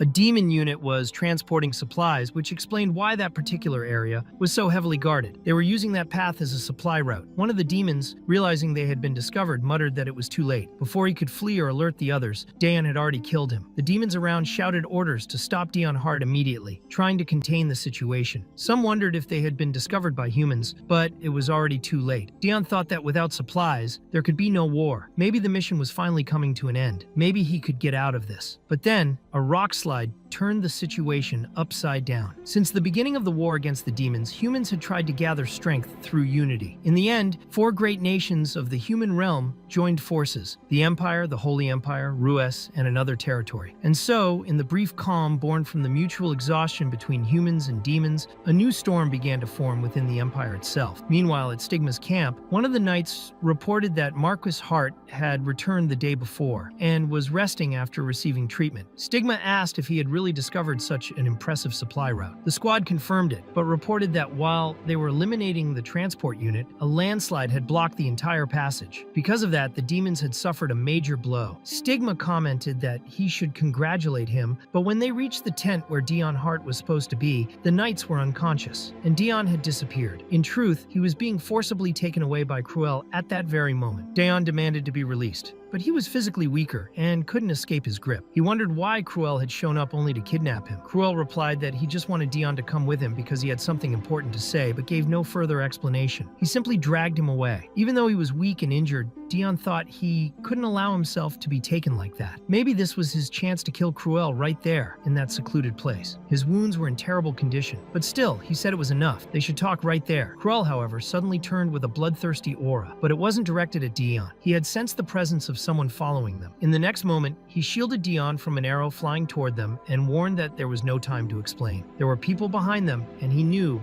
it would be difficult to escape this time because a specialized force had been sent, one capable of killing even a hero. There were many assassins together. Daeon wondered if they were all there to kill him. Cruel said that side was far too dangerous now, and ordered Daeon to run the other way and never return, because his brother would protect him. Daeon wondered if Cruel knew about his connection to the demon realm. One of the assassins, upon seeing Cruel's behavior, called him a traitor, saying he had defied Illuster's orders. They decided to kill both of them at once, but Cruel wasn't called the first hero for nothing. With ease, he dodged every arrow and countered each attack. He had never told the Duke, but he had been secretly following Daeon, and the place he had reached was the demon realm, the sky of the 3 moons. The secret mission given by the Emperor and the appearance of the commander of Squad Zero suddenly made sense to him. Cruel understood that everything led back to Daeon, that he was connected to every piece of this puzzle. He wondered if Daeon had really been the one behind it all this time. Being treated as the commander of Squad Zero in the demon realm, his life there must have been good, and in that condition, as injured as he was, there was no way Daeon could face all those assassins alone. But Daeon thought that even without knowing why, Cruel was helping him, so he had no choice but to fight alongside him. Together, the two began fighting all the assassins, but Cruel realized too late that he might have made a terrible mistake. Cruel knew he shouldn't have brought Daeon to that place at that moment. His plan had been to send him to the demon realm, since staying in the human realm was far too dangerous. But he hadn't expected the assassins sent by the Duke to arrive faster than him. One of the arrows nearly struck Daeon in the head, but Cruel shielded him with his own body. Confused, Daeon asked what he was doing, acting as if he truly cared. But as fragments of old memories resurfaced, he began to feel that something about that story had always seemed wrong. The gaps in his memory returned with force, and he thought that perhaps Cruel had never really abandoned him after all. Daeon had always said that one day he wanted to see the world beyond, and Cruel had promised that when he grew up, they could go on a family trip together. In that moment, Daeon began to realize that all this time, his older brother had never tried to kill him. The truth was that he had been protecting him. Cruel simply asked him not to think too much about it, as he always did, to just accept it and forget. He knew that everything had been one big misunderstanding. If it hadn't been for the Duke's influence, Cruel believed that his beloved and kind younger brother would never have done something so terrible. Cruel thought that Daeon was not to blame for their parents' deaths. On the day he saw his brother covered in their blood, he made his decision. Before his next attack, he almost dropped his sword because of the wound Illuster had inflicted, and because of that, he was struck in the chest. Though he still managed to kill the assassin, he thought he was doing all of it only to protect his younger brother. Cruel believed that at least now his mind was clear. If Dion were to discover the whole truth, he would probably go insane with guilt and the thirst for revenge, and in the end, he would take his own life. That was why this was Cruel's last request as a brother. Dion had to run away. He didn't want Dion to know the full truth. Cruel stayed behind while Dion escaped. He thought that his brother shouldn't question his role in the war or what had happened to him. He wanted Dion to direct all his hatred toward him, his elder brother. Even if he died, he felt that in the end, Dion had never listened to him. But if someday he wanted to know the truth, he would have to face reality and everything he had done until now. At that moment, Cruel lay on the ground, gravely wounded. He knew he had been forgotten by everyone, erased from a miserable and pathetic life, unable to stop his parents' deaths at his own brother's hands. Even so, he had struggled to rise to a high position, all for Dion's sake. He had worked like a dog for the enemy, endured everything, and even now he had no regrets. He had fulfilled his purpose. Cruel didn't mind dying, but if he could have one last wish, it would be that it hurt a little less when his brother finally learned the truth. He hoped Dion would live a good life, that he would be loved, even if that meant Cruel would be alone after his death. As he ran, Dion wondered why his brother had done all of that. Was there any reason behind it? He felt he wasn't worthy of being saved that way, but before he could understand his feelings, he saw the vision of Cruel's ghost before him. Meanwhile, the assassins who had killed Cruel muttered among themselves that he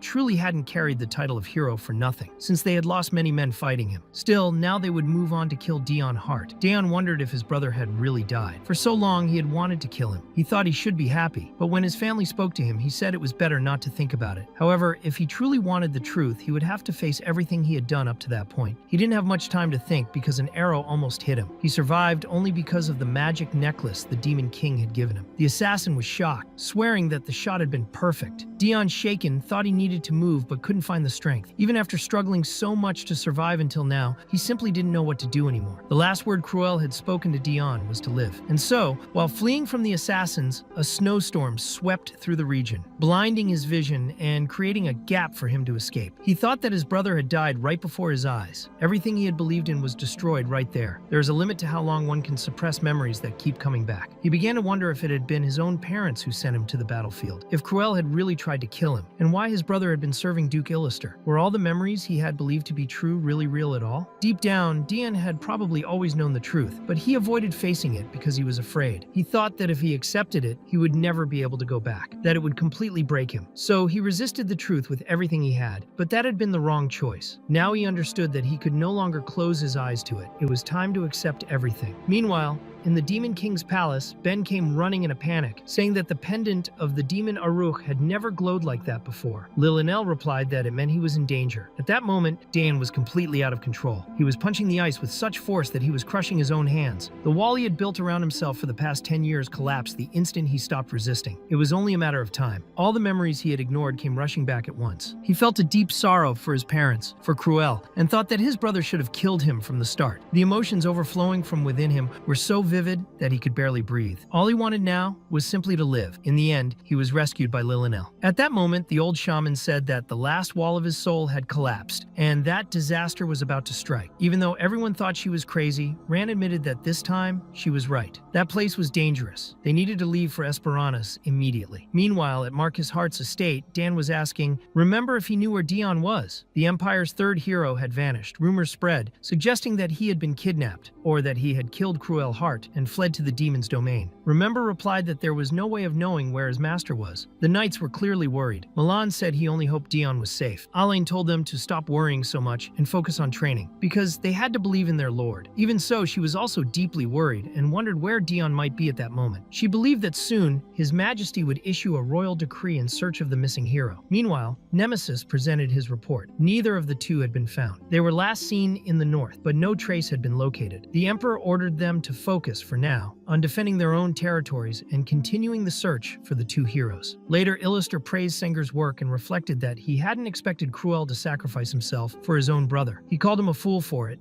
and said that had been a valuable opportunity. He regretted not being able to kill Dion Hart and was certain that Dion had escaped to the demon's territory. Now he was curious to see what that boy would do next and how his actions would affect the Empire. Meanwhile, Lilynell stayed by Dion's side, extremely worried. Despite all the blood, he was crying endlessly painlessly. She asked Ben to do something, but he replied that he had already treated all external wounds. The problem now was mental. The Demonar was going through a deep emotional breakdown, and there was nothing he could do about it. Then, the Demon King appeared, asking what had made Dion cry like that. He wondered if it had been the ghost of Tantem, and reflected that perhaps Aruk had finally decided to accept the truth. He knew that if Dion continued like this, he wouldn't survive for long. The Demon King remarked that this seemed like a good opportunity to test Dion's destiny. He ordered everyone to leave the room and began channeling his magic directly into Dion's body. He thought that this would surely affect Dion's future in a decisive way. The king found all of it extremely interesting and had no intention of wasting the chance. He said that, for now, Dion should sleep a sunken deep sleep. His magic shone so brightly that it seemed to outshine the very horizon. Meanwhile, recalling how it had all unfolded, Cruel had become a target of suspicion for Duke Illister, forcing him to prepare for his own end. Everyone's sights were on Dion, so his plan was to ensure his brother's safety. To do that, first he needed to separate his two greatest enemies, the Duke and the Revolutionary Army. The reason the leader of the revolution had founded the organization in the first place was his mother's wish. Cruel knew that if that leader learned his mother was sick, he would grow anxious and rush to the Duke. When faced with the Duke's cold indifference, he would realize the man had no true desire for revolution. Cruel had timed everything precisely so that Daniel would learn of the illness at the exact right moment, dividing his attention and preventing him from concentrating his efforts against Dion. Maybe he had succeeded in that, but he knew that Dion had always been smarter than him. He was sure Dion would survive. That was why Cruel was the first to leave the stage. He always told Dion that he would support every decision he made, that he should move forward and do whatever he wanted, that he would always be loved by his family. When Dion, now as Aruch, woke up and went to the library, the demons watched him with fear. He spent hours without eating or resting, reading obsessively. When someone tried to interrupt him, he lashed out violently, even using a book to wound one of the demons. He was searching for answers, reading everything he could to clear his doubts. Not all of them were answered, but one thing became clear. Perhaps Cruel had done all of that not to kill him, but to protect him. He might have become known as a rebel against the Emperor, but his actions contradicted Illister's orders. Dion wondered if everything had been because of him. When he was about to hang himself again, the Demon King appeared, dismissing everyone from the library. Lillinel stopped him from killing himself. The king complained that this was the first thing Dion did after waking up, that he had saved Dion's life only to be repaid like this. Dion, desperate, asked why Cruel and not him. He was certain that everyone hated him, that his parents had died because of him. He questioned whether he wasn't truly the one at fault in this whole story. The king said he would help him, but that he needed more information first. Then he used his magic to compile everything that had happened and revealed that Duke Starve Illister had begun interfering with Dion's family since the war 8 years ago. With that, Dion finally had access to truths he had never known. Of course, the king omitted the details of his own contract with the Duke and thought to himself that poor Dion Hart was truly alone in the world. When Dion finished reading, he threw all the papers into the air in despair, wondering what he had done to deserve all of that. The king understood how humans became corrupted. They break when they lose what is precious to them, or more precisely, when they have nothing left to lose. It was then that Dion tried to drive a shard of glass into his own throat, but the king stopped him and asked if he would really feel satisfied dying like that, when Cruel had sacrificed himself to keep him alive. The king thought that once there had been a time when he regretted using 90% of his mana just to save Dion because he had felt that he'd wasted his power on something already broken. But when Dion asked if the Emperor knew everything, the king was sure that his little toy could still surprise him. He replied that there was no way the Emperor didn't know. Using 90% of his mana wasn't too high a price to pay for a ticket to such an entertaining show. Meanwhile, the Emperor analyzed the situation. He commented that maybe it wasn't just a rumor. Perhaps Cruel Hart really had sacrificed himself for Dion. He asked if Nemesis knew about it. Cruel Hart had given up everything to protect his brother. On the day the fourth hero was born, his first request had been to protect Dion. The victim had knelt before the spectator in the name of the aggressor, turning himself into bait. Dion Hart would never have suspected the truth. Cruel Hart had always protected him from the shadows. Eduardo thought he didn't want his younger brother, who had already killed their parents, consumed by hatred, to discover the truth and hurt himself even more. He thought Dion Hart was similar to him in many ways, though their families had been very different. He wanted to pay his respects to Cruel Hart. At that moment, Dion suddenly burst into the Emperor's office. Nemesis demanded to know what kind of behavior that was, but the Emperor silenced him and asked if Dion was all right. He also asked why he had come to see him while his body was still wounded. Dion asked if the Emperor knew everything, if he knew the truth about Duke Illister and about his brother, how much he really knew. The Emperor replied that he knew everything. In the end, Cruel Hart's efforts had been in vain. Dion Hart removed the hand covering his eyes and uncovered the truth. He thought that he should have told the truth, that he should have refused that order, anger when they asked him to destroy his own family. While the others received honors for the 8-year war, he remained silent. If not for that silence on that day, everyone would still be alive. The emperor replied that he had only been a child. Everything he did was by his own will. As emperor, all he had done was grant Dion's request. But if he still insisted on knowing, then yes, it was because of his greed for having someone as talented as Dion by his side. Dion replied that he did not possess the talent everyone claimed he had. Both the Duke and the Emperor had used him from the very beginning. He had simply lived a life manipulated by the intentions of others. In the end,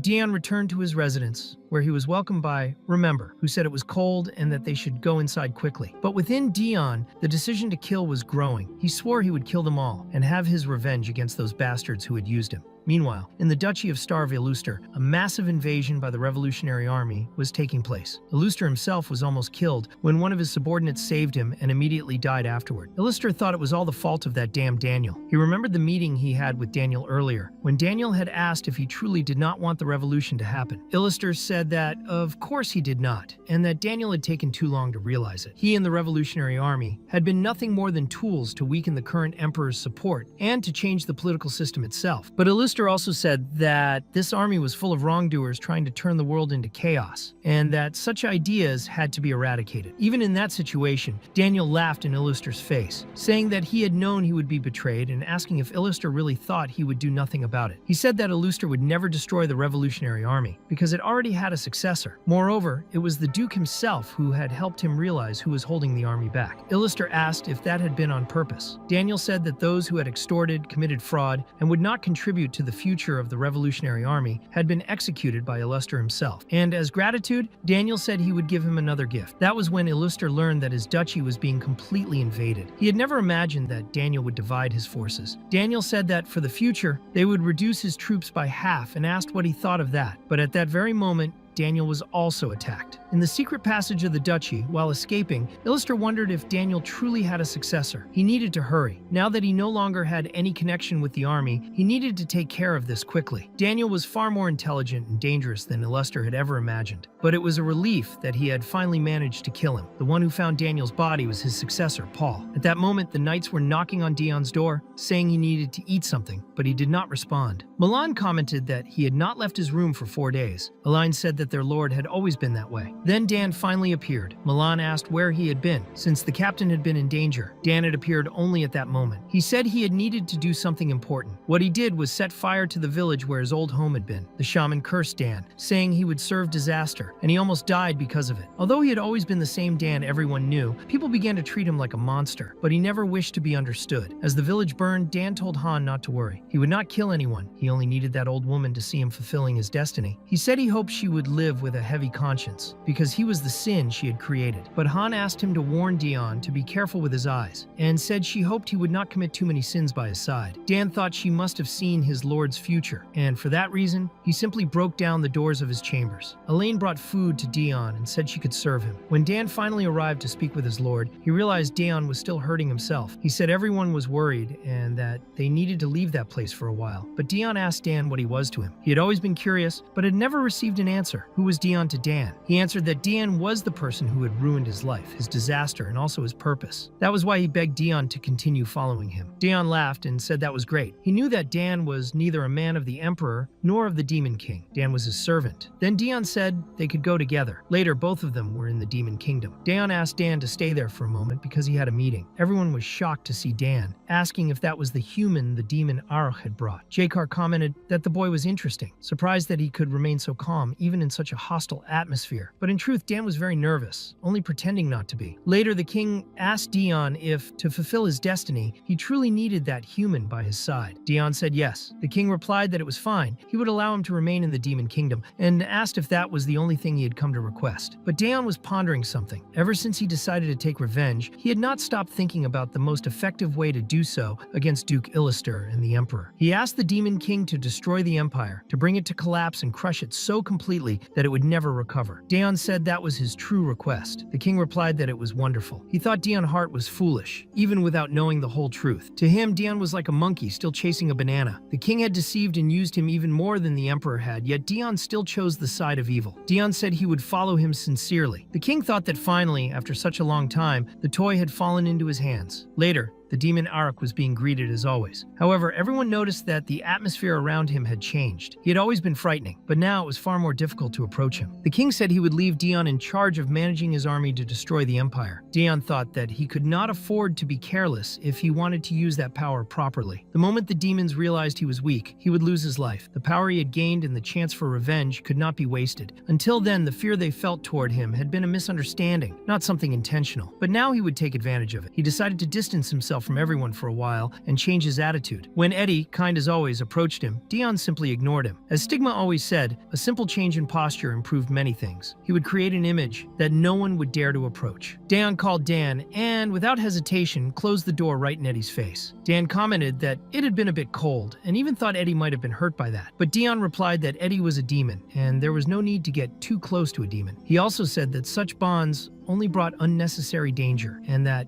in truth, he felt much more comfortable being alone. Winter passed in the blink of an eye. As if everything that had happened in the past were nothing but a poorly told joke, the Demon King's army began to march toward the human kingdom with renewed strength. As the soldiers lost territory, a demon appeared at the front lines commanding everything. When the human soldiers recognized him, they realized it was Dion Hart. The news spread like wildfire. Dion Hart, the missing hero, was now fighting alongside the demons. The confirmation of Cruel Hart's death also circulated among everyone. The shock was enormous. When the Emperor received the reports, he said that with Dion Hart as the vanguard of the demons, another peripheral city had fallen. They would need to reorganize their defenses and send reinforcements to prevent the enemies from approaching the next city. Nemesis asked why the Emperor had simply let Dion go that day. It had been clear since then that he was betraying the Empire. Eduardo replied that he knew as Emperor it had been a foolish decision, but perhaps he had done it out of respect for Cruel, or perhaps because he had already known that Duke Illuster had been behind everything for a long time, and yet he could not or would not stop him. The Emperor stated that, regardless of whatever could be said now, it had been an honest mistake. It had already happened. What could they do at this point? He had no plans to regret it. They would simply move forward. Meanwhile, Paul was reading the letter Daniel had left behind. It was an official letter naming him as his successor. Together with the Revolutionary Army, he was now also recognized as Iska. In the letter, Daniel explained that he had betrayed Duke Illuster, who had tried to use them until the very last moment. Paul said that ending suited Daniel perfectly, and now he had to give his best, since Daniel had believed in him until the end. He also apologized for not being able to save Daniel's mother, but she had done exactly what she promised. If anything happened to her son, she would follow him. Later, Iran, an executive of the army and a close friend of Daniel, went to meet Paul. She asked if he was doing well. The people said it was obvious that he was fine, since he was still standing strong. Paul handed her a box and told her not to worry. He said he would do his best and live in the way Daniel would have wanted. But before that, he needed to see someone while he still could. Iran asked if he intended to see that child again. Paul confirmed that he would, because it was Daniel who had taught him the meaning of love, and his aunt was the only family he had left. But at that moment, she was already being converted to the demon army, saying that unlike the Church of Redemption, no one would be able to destroy that paradise. Meanwhile, in the meeting room of the commanders, the king informed them that the Luite Empire and the Holy Empire, except for Esperanas, had formed an alliance, which meant that no real damage had been done to the empire up to that point. Dion reflected that, according to the initial plan, they should have already conquered at least one imperial fortress, but they were advancing too slowly. The king then tried to calm him down, reminding him that the demons had power limitations within human territory and that there was no alternative but to proceed cautiously, especially since many of the human castles contained magical suppression matrices that hindered the use of demonic abilities. Dion was frustrated, for he had not taken into account the natural limitations of demons in that environment. And now, faced with reality, he knew he needed to reformulate his strategy. The king asked if he already had something in mind, and Dion explained that he intended to invalidate the alliance with Lua, a region rich in resources and possessions, and that there was a small neighboring nation called Tyron, located on the border, which had merged with Luis shortly before the war began. If they attacked that region, Lua would be forced to divide its troops and redirect part of its forces for defense. Jaikar then questioned whether the plan was to weaken the Empire's allies before attacking it directly, and Dion replied that he intended to use them as an example, sending a clear message and eliminating any obstacle he encountered along the way. When the king asked how they would spread that message, Dion suggested using the same magic that had been used in the previous this declaration of war, revealing to everyone that the third hero of the human kingdom and the commander of the Demon Division Zero were the same person. He would say that he had been betrayed by the Emperor, and that, because of that, he had decided to ally himself with the demons. The king found the idea extremely amusing, and commented that it would certainly cause an enormous impact, acknowledging that Dion Hart was truly his best toy. A few days later, already in Tyran, the message was sent directly to the population, and the man who appeared to speak was Dion Hart. Before the broadcast, he prepared himself with the appropriate attire, and upon seeing the environment where it would be recorded, he thought it was exaggerated, and commented that so much wasn't necessary for a simple message. But the king replied that this was the first time everyone would see him, and that the first impression was essential. He also said that Dion should begin as soon as the magic stone was activated. Dion then understood that the Demon King wanted to show the world that humans could be well treated by the Demon Kingdom, which revealed his cunning. At that moment, Dion decided that he would carve his name into history and be remembered as the most wicked human of all time. In the message, Dion Hart introduced himself as the third hero of the Empire, and also as the commander of the Demon Kingdom's Division Zero. And he asked everyone to pay attention, because their target was the Empire, more precisely the head of the Emperor. He stated that everyone knew the Emperor had halted the War of Conquest right after the declaration of war made by the Demon Kingdom, and because of that, the countries that stood there remained free from imperial rule. Meanwhile, Illister thought that Dion knew very well that he was his greatest enemy, yet he still aimed directly at the Emperor. Dion declared that he would bring down the Empire so that not even the Emperor could do anything anymore, and admitted that he should have killed him along with Cruel back then. In the message, he stated that humans misunderstood the Demon Kingdom, always believing in baseless rumors that demons were not trustworthy. But it had been the Demon King himself who welcomed him, even though he was human, gave him the position of commander, and treated him without reservation. Meanwhile, the Emperor commented that now Dion was playing both sides, and unfortunately, there was nothing that could be done to shut that bastard's mouth at that moment. The Imperial Mage tried to justify herself, but explained that the protection barrier used in that transmission was much stronger this time. It was at that moment that someone else interfered with the message. That person was Paul, the leader of the Revolutionary Army, who questioned whether they truly wanted to kill the Emperor, saying that if that were the case, they should have allied from the very beginning. But since Dion had joined the Demon Kingdom, he had become a traitor to humanity. The Emperor wondered if they really had a mage powerful enough to break through the barrier. Paul thought that if they had acted just a little later, the Demon Kingdom would have completely taken control of the situation, and that was why he had prepared a skilled mage for a moment like that, even though convincing him had been difficult. Paul asked if Dion was sure that the Demon King had truly accepted him, pointing out that his red eyes, white hair, and pale skin no longer even resembled a human. Dion immediately recognized that boy. He knew exactly who he was, for he had seen him in that building while escaping blindfolded, and it was Paul who had caught him snooping around. Dion noticed that he looked a little older now, but there was no doubt it was the same person, which led him to conclude that the building must have been the headquarters of the Revolutionary Army. During the transmission, Dion stated that if demons were racists, they would never have accepted someone like him. But Paul interrupted, accusing him of being the traitor who had killed his last blood relative, his brother, and asked whether murdering his entire family had not been enough. He also questioned who could possibly consider someone as cruel as Dion a true human being. That accusation enraged Dion, because it meant that rumors were now spreading throughout the human kingdoms that he had killed Cruel. Paul continued attacking his image, asking how anyone could trust him, and saying that he was even less reliable than the demons themselves. Irritated, Dion said he didn't have time to respond to every absurd lie, that as a human he was merely trying to offer his last act of mercy, but someone capable of lying in front of all humanity represented nothing. It only made him want to remain silent. He said his goal was the Emperor's head and that he would eliminate anything that stood in his way, but made it clear that the gates of the Demon Kingdom would always remain open to those who sought peaceful relations. Finally, he told everyone to think carefully about which side they would choose in this story. However, in the very last moment, the message ended with Dion saying they could do whatever they wanted. With that, the transmission was concluded, and humans began to question whether they truly would be discriminated against if they joined the demons. Dion felt that he had achieved what he wanted. He had dropped a bomb strong enough to spread even more chaos among the kingdoms. Then he grabbed Duvalania by the neck, furious that she had hidden the rumors about him and Cruel even after he had ordered that everything be reported. He had nearly lost control of the situation because of that omission, and demanded to know why she had concealed it. They thought Dion would be too shocked or would lose control in anger, but when he returned to the Demon Kingdom, he simply asked calmly whether his brother had been decapitated. Duvalania confirmed that he had, saying he was already like that when she arrived, and that someone had taken the body right after the decapitation. Dion concluded that they had likely taken the head as proof and ordered her to at least recover the body. In the present, he asked if she really thought it would be easy to deceive him, insinuating that she had omitted the information on purpose. Duvalania replied that she was only worried about him. But at that moment, Daeon remembered Stigma's words, that there is a way to express fury without raising one's voice, that a Shintor must never shout nor destroy his throat, nor lose his dignity in the process. Daeon then released her and coldly ordered her to ensure that such a thing never happened again. Devalania, collapsed on the floor, felt such an intense killing intent that she was paralyzed. She already knew he was a reserved person, but since he had fallen gravely ill, communicating with him had become even more difficult and dangerous. Meanwhile, in Tyron, near the border, the 5th Platoon was ravaging the region under the supervision of OL, accompanied by Durnovan. OL asked if it had been Dion himself who ordered that, and Durnovan confirmed, saying reinforcements kept arriving. OL remarked that even that had been foreseen by Dion and found it impressive. Durnovan said the commander of the 2nd Platoon would take care of the rest of the mission, and he fully trusted that. However, suddenly the two heard the cry of a human baby, and OL immediately became excited about it. At the same time, in Lewis, a fertile and resource-rich territory known for being a wealthy kingdom that had supplied goods to the demon realm during the war, the situation had turned into a clear example of what happens to those who ignore the warnings of the demon army. Durnovan, killing another soldier, thought that Dion had once again been right, for most of the kingdom's troops were concentrated in Tyron, trying to defend the area, which made that mission much easier than she had imagined, since the allies could not send any help. Then the final enemy appeared, and Dion already knew who it would be. He had heard that the King of Louis had a younger brother, a general, on whom he was completely dependent. When that younger brother was finally forced to join the war, since the enemies were far too powerful, the standing order was to kill him without leaving any trace. Devalania commented that he had finally shown himself. When the king received the news, he was deeply shocked, and it was Len herself who delivered her brother's body to the castle. As soon as the gates began to be attacked, the younger brother, who was inside, took command of the defense, even as the king protested that it was far too dangerous. But the young general refused to retreat, and the king regretted not having stopped him from the very beginning. Even though allied reinforcements arrived briefly, they were not enough. The battlefield was already covered with the bodies of fallen knights. Lewis, for the sake of the alliance, did everything within its power, but the only support it received was a disorganized group of reinforcements, which led the king to think he would never forgive them for that. Lean, the commander of those reinforcements, apologized for not having been of much help, admitting that she could not fulfill Her Majesty's will. Not only had she failed, but she had also wounded her own lord, and she knew that even offering her life would not be enough. The king,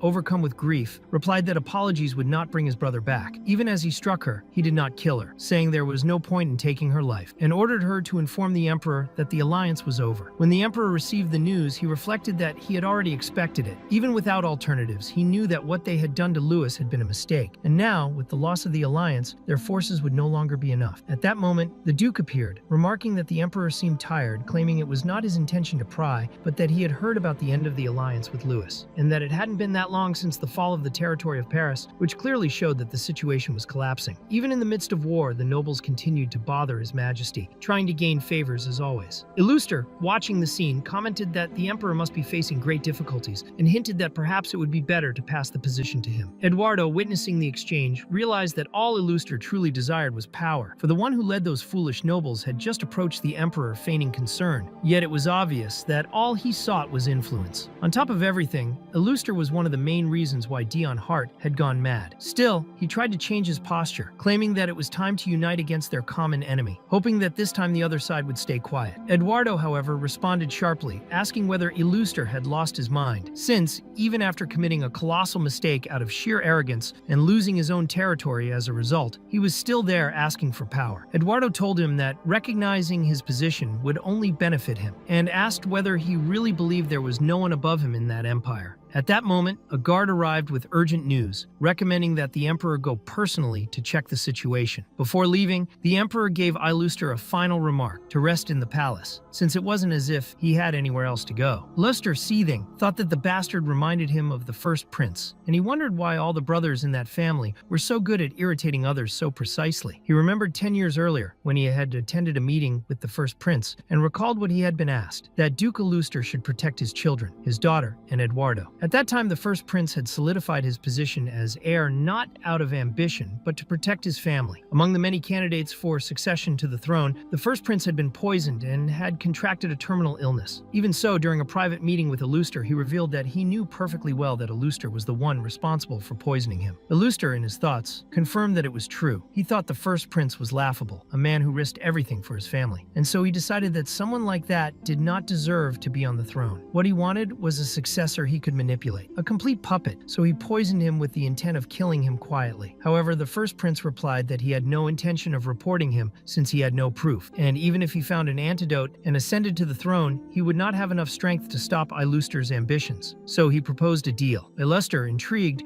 wondered if that man truly believed he had anything of value to offer. That was when the prince revealed what he possessed. The forbidden book, the one that contained the method for forming a contract with the Demon King, the very same one Iluster had secretly sought for so long. The prince said he could give Iluster that book, along with his own life, in exchange for the protection of his children. It would be a fair trade. One sought the safety of his family, the other sought power. Iluster pondered whether that was truly the only way to obtain the book, but the prince assured him that if he were to die under any circumstances, Duke Iluster's name would automatically be tied to the crime. He explained that he had already arranged for false evidence to be spread, all pointing to Iluster as the culprit, and even if Iluster were accused of possessing the forbidden book, all he had to do was burn it, erasing any trace. Hearing all that, Iluster grew furious, thinking it absurd to be threatened like that, but the prince replied that it wasn't a threat, it was a request. He even added one more condition to the pact. If Iluster wanted no one to know that he had been the one who poisoned him, he could accuse the Duke of Grades of being responsible for his death. Then he asked what Iluster thought of that proposal. Iluster had always regarded the first prince as a weak and pitiful opponent. He never imagined that someone like him, the head of an imperial family, could be so cunning and dangerous. And that was precisely why he accepted the deal. The prince even brought a sorcerer to seal the contract, ensuring that protection meant not only keeping his children alive, but also preserving their freedom. He clearly stated that locking them up under the pretense of protection would not fulfill the pact. Iluster replied that the contract would only last 10 years, but the prince said that would be enough time. During those years, they would grow stronger and form emotional bonds with him. He believed that Duke Iluster himself would eventually develop affection for those children, as they were kind, if he could say so himself. And at that moment, the one reading all of this was Dion, who began to laugh uncontrollably, hardly believing what he had just discovered. He couldn't imagine that this was what had really happened, that the feared and calculating Duke Iluster had protected the imperial family for 10 whole years. Finally, Dion had found what he had been searching for all along. At that moment, the members of the Phantom Assassin Knights recalled an old conversation with their captain. He had said that, unlike him, they all had a home to return to, a life waiting for them, and he asked them not to abuse the drug they used in combat. However, the others replied that the captain also had a life. He also had a place to return to. Even so, Dion could no longer clearly remember what was said that day. Later, Dan showed up and asked if Dion was already awake. He had gone to bed very late the night before, but still woke up early. Dan wanted to know if he had finished that game, and Dion replied yes. He only played it to kill boredom, so he finished it quickly. Dan was surprised, since the game was extremely complex, a strategy game based on chess, but with an absurd level of detail. He remembered Ed trying to explain the rules to both of them, and also recalled Din, who had gone a little crazy with so much information. Dan asked if at least that night Dion hadn't had nightmares. His face looked better. Dion said that, actually, he dreamed of something funny. Later, he asked if the plan was going well. Dan explained that ever since they sent the warning to the human world, the repression against their trade group had increased significantly. They were being watched all the time. Dion replied that this was what happened when they used his name to increase circulation. Still, Dan stated that they remained one of the largest trade groups in the region, and many people depended on them. Therefore, they wouldn't be defeated so easily. As for the amulet Dion had requested, they were already handling it with a shaman recommended by Butler, remember, whose ability was perfect for that kind of thing. Dion wondered what was up with that man, since he didn't seem like a real butler, something he had suspected for quite some time. During the commander's meeting, Dion explained that the Demon King's troops would now head directly to the Empire's capital by the shortest route, aiming to attack the Emperor before they could react. Idalia questioned whether the first target shouldn't be Iluster, and Dion confirmed that this was the initial idea, exactly to hold back the Duke. That's why they had chosen that route. But since the Revolutionary Army had gone into action, Iluster was no longer a problem. Even so, he might still have a few tricks up his sleeve. Lilynell commented that if the only issue was the Church of Salvation, then there was no need to worry. Since the last invasion, the Church had lost a lot of power. The king asked if that was really true, implying they were acting without his knowledge. Lilynell replied that everything was done for the good of the plan and swore she was telling the truth. The king said he didn't mind. He actually found it amusing. Dion thought that the Duke had lost much of his power. More importantly, now that he knew the emotional trigger of that bastard was the Emperor himself, he decided his revenge would begin with Edward's death. For that reason, Dan said there was no longer any reason to delay his return. return. Aya commented that everything was working only thanks to Master Dion, who could restructure the entire plan in the blink of an eye. The king agreed, saying that thanks to his supreme commander, each day brought a new surprise. Dion thought that the Demon King had probably already understood what his true goals were, but was pretending not to notice. The king then asked whether the empire still maintained an alliance with the Mountain Kingdom. Dion replied that soon, that alliance would come to an end. Without Luich to mediate, only two extremely stubborn kings remained, and neither was willing to give in. Tensions rose with each meeting, with mutual provocations that would soon break the alliance. Dion knew it was just a matter of time. Isilda commented that was a good assessment, but they were heading down a path that would inevitably lead them through Castle Mansion, territory of Stigma, the second hero. Dion said that, indeed, encountering him would be a headache, so he suggested a small detour through Baron Miller's territory, also noting that he didn't want to fight his veteran. Delia pointed out that the territories were still very close, and if Stigma decided to help, they'd be in trouble. Dion agreed that could happen, so he decided to go personally to speak with him. Later, that's exactly what he did, barging into Stigma's room without ceremony. The hero responded by saying he didn't know whether Dion had gone mad or just lost all shame, because even now as an enemy of humanity, he still had the audacity to show up there. Dion explained that he only entered because Stigma had dismissed everyone, and that's how he knew it was a secret meeting set up by Dion. Stigma commented that it had been a long time since he'd seen Dion, and noted that he looked quite different. His posture had changed. Even his gaze was different. Dion said that it was all thanks to the veteran's teachings, and asked if he liked it. Stigma replied that he did, of course. As long as it was him, there was no way he could hate him. Then, he asked why Dion had taken such a risk to come there. Dion explained that the underworld troops would pass through Miller's territory on their way to the capital, and since it was nearby, he knew Stigma would receive orders to send reinforcements. However, he didn't want to fight against his veteran. Stigma said he felt the same, but if it were a direct order from the Emperor, he wouldn't have a choice. He also had his honor to preserve. Dion realized he couldn't count on that plan and knew he would need to find another solution. Before he left, Stigma asked if he had heard any news about the Loft Knights, since after Dion's disappearance, he had taken command of the Assassin Knights. He had sent the squad to Miller, but along the way, they vanished. At that moment, the High Knights were hunting the deserters through the forest, as they had abandoned the mission to follow Dion. Meanwhile, Dion was already returning to the Demon Realm. Stigma commented that he was truly lucky to have such loyal knights. Dion thought that the Assassin Knights were still part of the Empire, which was why he had been avoiding any contact. Even so, he couldn't understand why they were so insistent on following him, thinking they were just wasting their lives. Suddenly, he grabbed his communication crystal and ordered Dan to immediately go after the survivors of the Barbari tribe, because he knew that once the war began, Stigma would receive orders to send reinforcements. If they found a good reason to prevent that movement, the problem would be solved. The Barbari tribe had been almost wiped out during an invasion into Stigma's territory, so it was only a matter of provoking them in the right way. They must have been consumed by hatred. However, Dan said that before that, he needed to return to the castle. Something was happening there. When he arrived, he found total chaos. The Assassin Knight squad had shown up, demanding to speak with their master. Dion was completely confused, and when the knights spotted him, he thought he was completely doomed. They explained how it had all happened. They were trying to escape from Stigma's camp to go after their captain, but they got caught red-handed just as everyone was gathering. Stigma asked if that was really what they were saying, that they had fled his territory with pride and were still happy about it. He said that if they weren't part of an order of knights, he would have killed them all right there. He thought those soldiers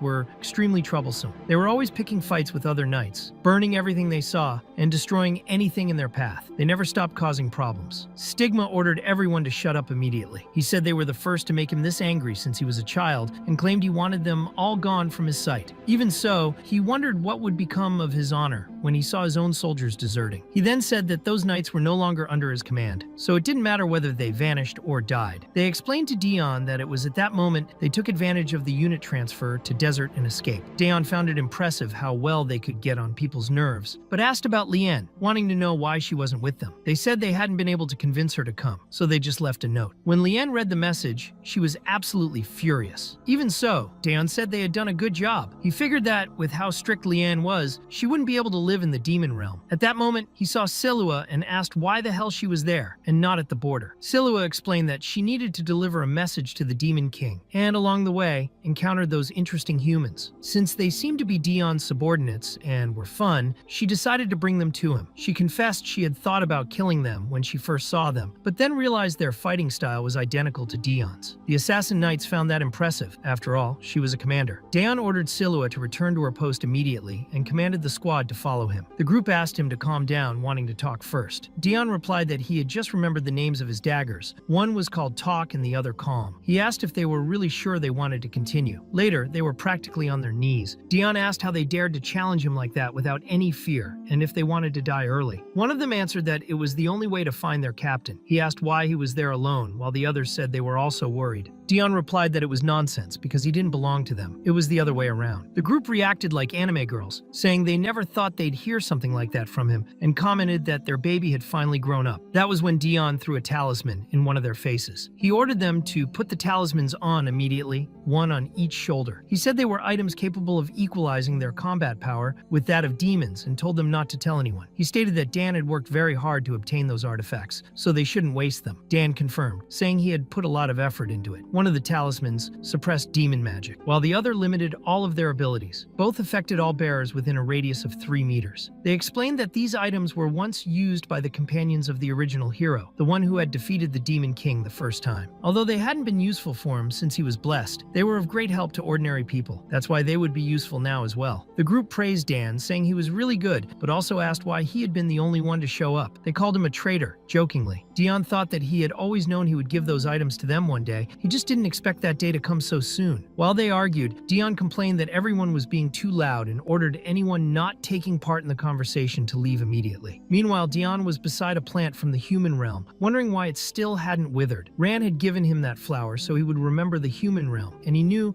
it had grown on the border between the two kingdoms. Even though he wasn't fond of flowers, this one held his attention in a special way. However, when he fell asleep, he was once again tormented by a nightmare. The countless lives he had taken resurfaced in his mind, and he knew that, regardless of his reasons, he was a sinner. The spirits of his victims questioned him, asking how he could sleep knowing that. Among all of them, the one that affected him the most was the spirit of his own brother. At the final moment of the dream, Dion hugged his brother and asked if he held any resentment. When he woke up, he thought there was no time for that. He wanted to finish his revenge quickly. As he left the room, he was visibly shaken, sweating heavily, which worried Ed, who asked where he was going and if he could come along. But Dion refused, saying Ed should stay and inform him if any new information came up. He himself would lead the demons in the attack on the human realm. Shortly after, the barbarian tribe did in fact attack. During the battle, Stigma killed another barbarian and remarked that they had been living hidden and in peace, wondering why they suddenly decided to attack. He suspected someone was funding it. The fallen barbarian recalled speaking to someone who had promised help. The leader of their caravan had a grudge against the hero Stigma and wanted revenge. The Den caravan had promised full support to the barbarians to show Stigma the price of messing with them. Even if it all ended with the barbarians' deaths, the goal was only to get revenge. Then Stigma asked if it had been the Den caravan that had promised help. That meant Dion Hart had planned everything, manipulating events to lure the barbarians there. The cleansing of the tribe had not been completed because of the war against the demon realm. Dion knew that, out of pride, Stigma would have to deal with it personally. He acknowledged that the barbarians had been used as bait, and said the boy had a good memory. With that, Dion concluded that Stigma would no longer come to help. Now it was time to begin the real attack. Meanwhile, Marquise Abel in his tent was receiving reports. They were using the characteristics of the forest to slow the demons' advance, although they knew it would only delay the enemy. In fact, the troops were using the vegetation to shield themselves from attacks and intercept the demons' path. Dion realized this was harder than he had imagined. The troops were resisting better than expected. At that moment, he called out to Hien, who responded respectfully, and Dion found it strange to be addressed by name directly, as he wasn't used to demons treating him that way. On the other side, some human soldiers belittled the demons, saying they weren't a big deal, but right after, one of them was swallowed by a carnivorous plant. Since they were in an ordinary forest, the demons were using the environment against their enemies. Dion praised Hien's work, noting that now the enemies would no longer be able to hide. All that was left was to press on toward the walls. With this strategy, the demons managed to break in and eliminate everyone inside the fortress. The last survivor was the Baron himself, who had only tried to buy time. By the time he realized the demons' tactic, it was too late. He and his soldiers were completely surrounded. Dion ordered them all to be killed. In a final attempt, the Baron tried to appeal to the humanity still left in Dion, but his attempt failed. Later, with all enemies dead, Dion, now back at the Demon King's army base, reflected that more humans had escaped than he initially thought. He knew it wouldn't all end in one go. Sieges were always difficult, but he acknowledged that the results had been good. The enemies were scattered, which made it harder for them to organize a larger counterattack. When Dan returned, Dion immediately asked about the order he had given him. Dan confirmed that he managed to secure a promise after meeting with the King of Lewis. As long as they didn't interfere in his affairs, the king would allow the demons to cross peacefully into the Empire through the border with Tyron, a vassal state. Dion thought this was excellent, as that border order would allow many troops to be sent directly from the demon realm. He requested to be connected with Eddie immediately. Once his vice commander received the message, he announced that he would leave for Lofel without delay. Sometime later, the Viscount of Lofel was shocked to learn that demons had invaded the territory. His butler tried to calm him down, explaining that the demons didn't seem to want to attack. But the Viscount reacted with disbelief, saying they were demons and, therefore, they needed to summon their soldiers immediately. Soon after, a messenger brought a letter from Lord Stigma, and upon reading it, the Viscount lost all hope. In the letter, Stigma wrote that the Viscount's message was amusing, but stated he would never help someone as shameful, disgusting, and defective as him. He said he hoped the next piece of news would be about his extinction, making it clear that no one would ever call him by his former name again. Stigma Lofel no longer existed. To him, it was all part of Dion's plan. Though he had been entertained until then, he felt that Dion was preparing something much bigger. Meanwhile, Nemesis observed that although few demonic troops had appeared, they didn't seem to be preparing for a direct assault. He suspected that the goal was to destabilize the Empire's forces. Eduardo agreed, but said that until they figured out how the demons had reached a borderless point, they would have to send troops to the noble families in the region. Otherwise, this could lead to internal conflict, something they wanted to avoid. The Emperor already expected much from Dion, but admitted he was an extremely frustrating enemy to face. Dion once said he didn't have the talent people claimed he did, and the Emperor knew that was true because Dion had far more than just talent. In another region, near one of the human fortresses, guards noticed a group approaching. They weren't demons. They were humans, friends and soldiers who had disappeared at the beginning of the war. The lord of the fortress was outraged to see demons using their own men as slaves, forcing them to build a structure in front of the walls while keeping them under strict watch. A commander reported that the construction was progressing rapidly and would soon reach the height of the walls. Another suggested rescuing their comrades, but the lord refused. He ordered everyone to continue defending the castle and for all archers to ready their bows immediately. He said that if they fell there, many more would die. Their partners, children, and loved ones would be crushed and violated by the enemy. That land had to be protected at any cost, even if it meant shooting their own companions. Suddenly, a communication stone activated with a message. The voice was Dion's, who sarcastically said he didn't expect that from Amiable. The demonic stone was in the Lord's pocket, and Dion asked if Amiable would truly abandon his own subordinates who had fought for him. He called him cruel, saying that while he showed compassion for barbarians, he was merciless with his own men. He reminded him, wasn't he once considered fair and caring? Amiable, surprised, questioned who the traitor was to say such things, and said that even Dion, despite all his words, still had a good side. Though he pretended to be indifferent, it was clear how hard it was for him to stay sane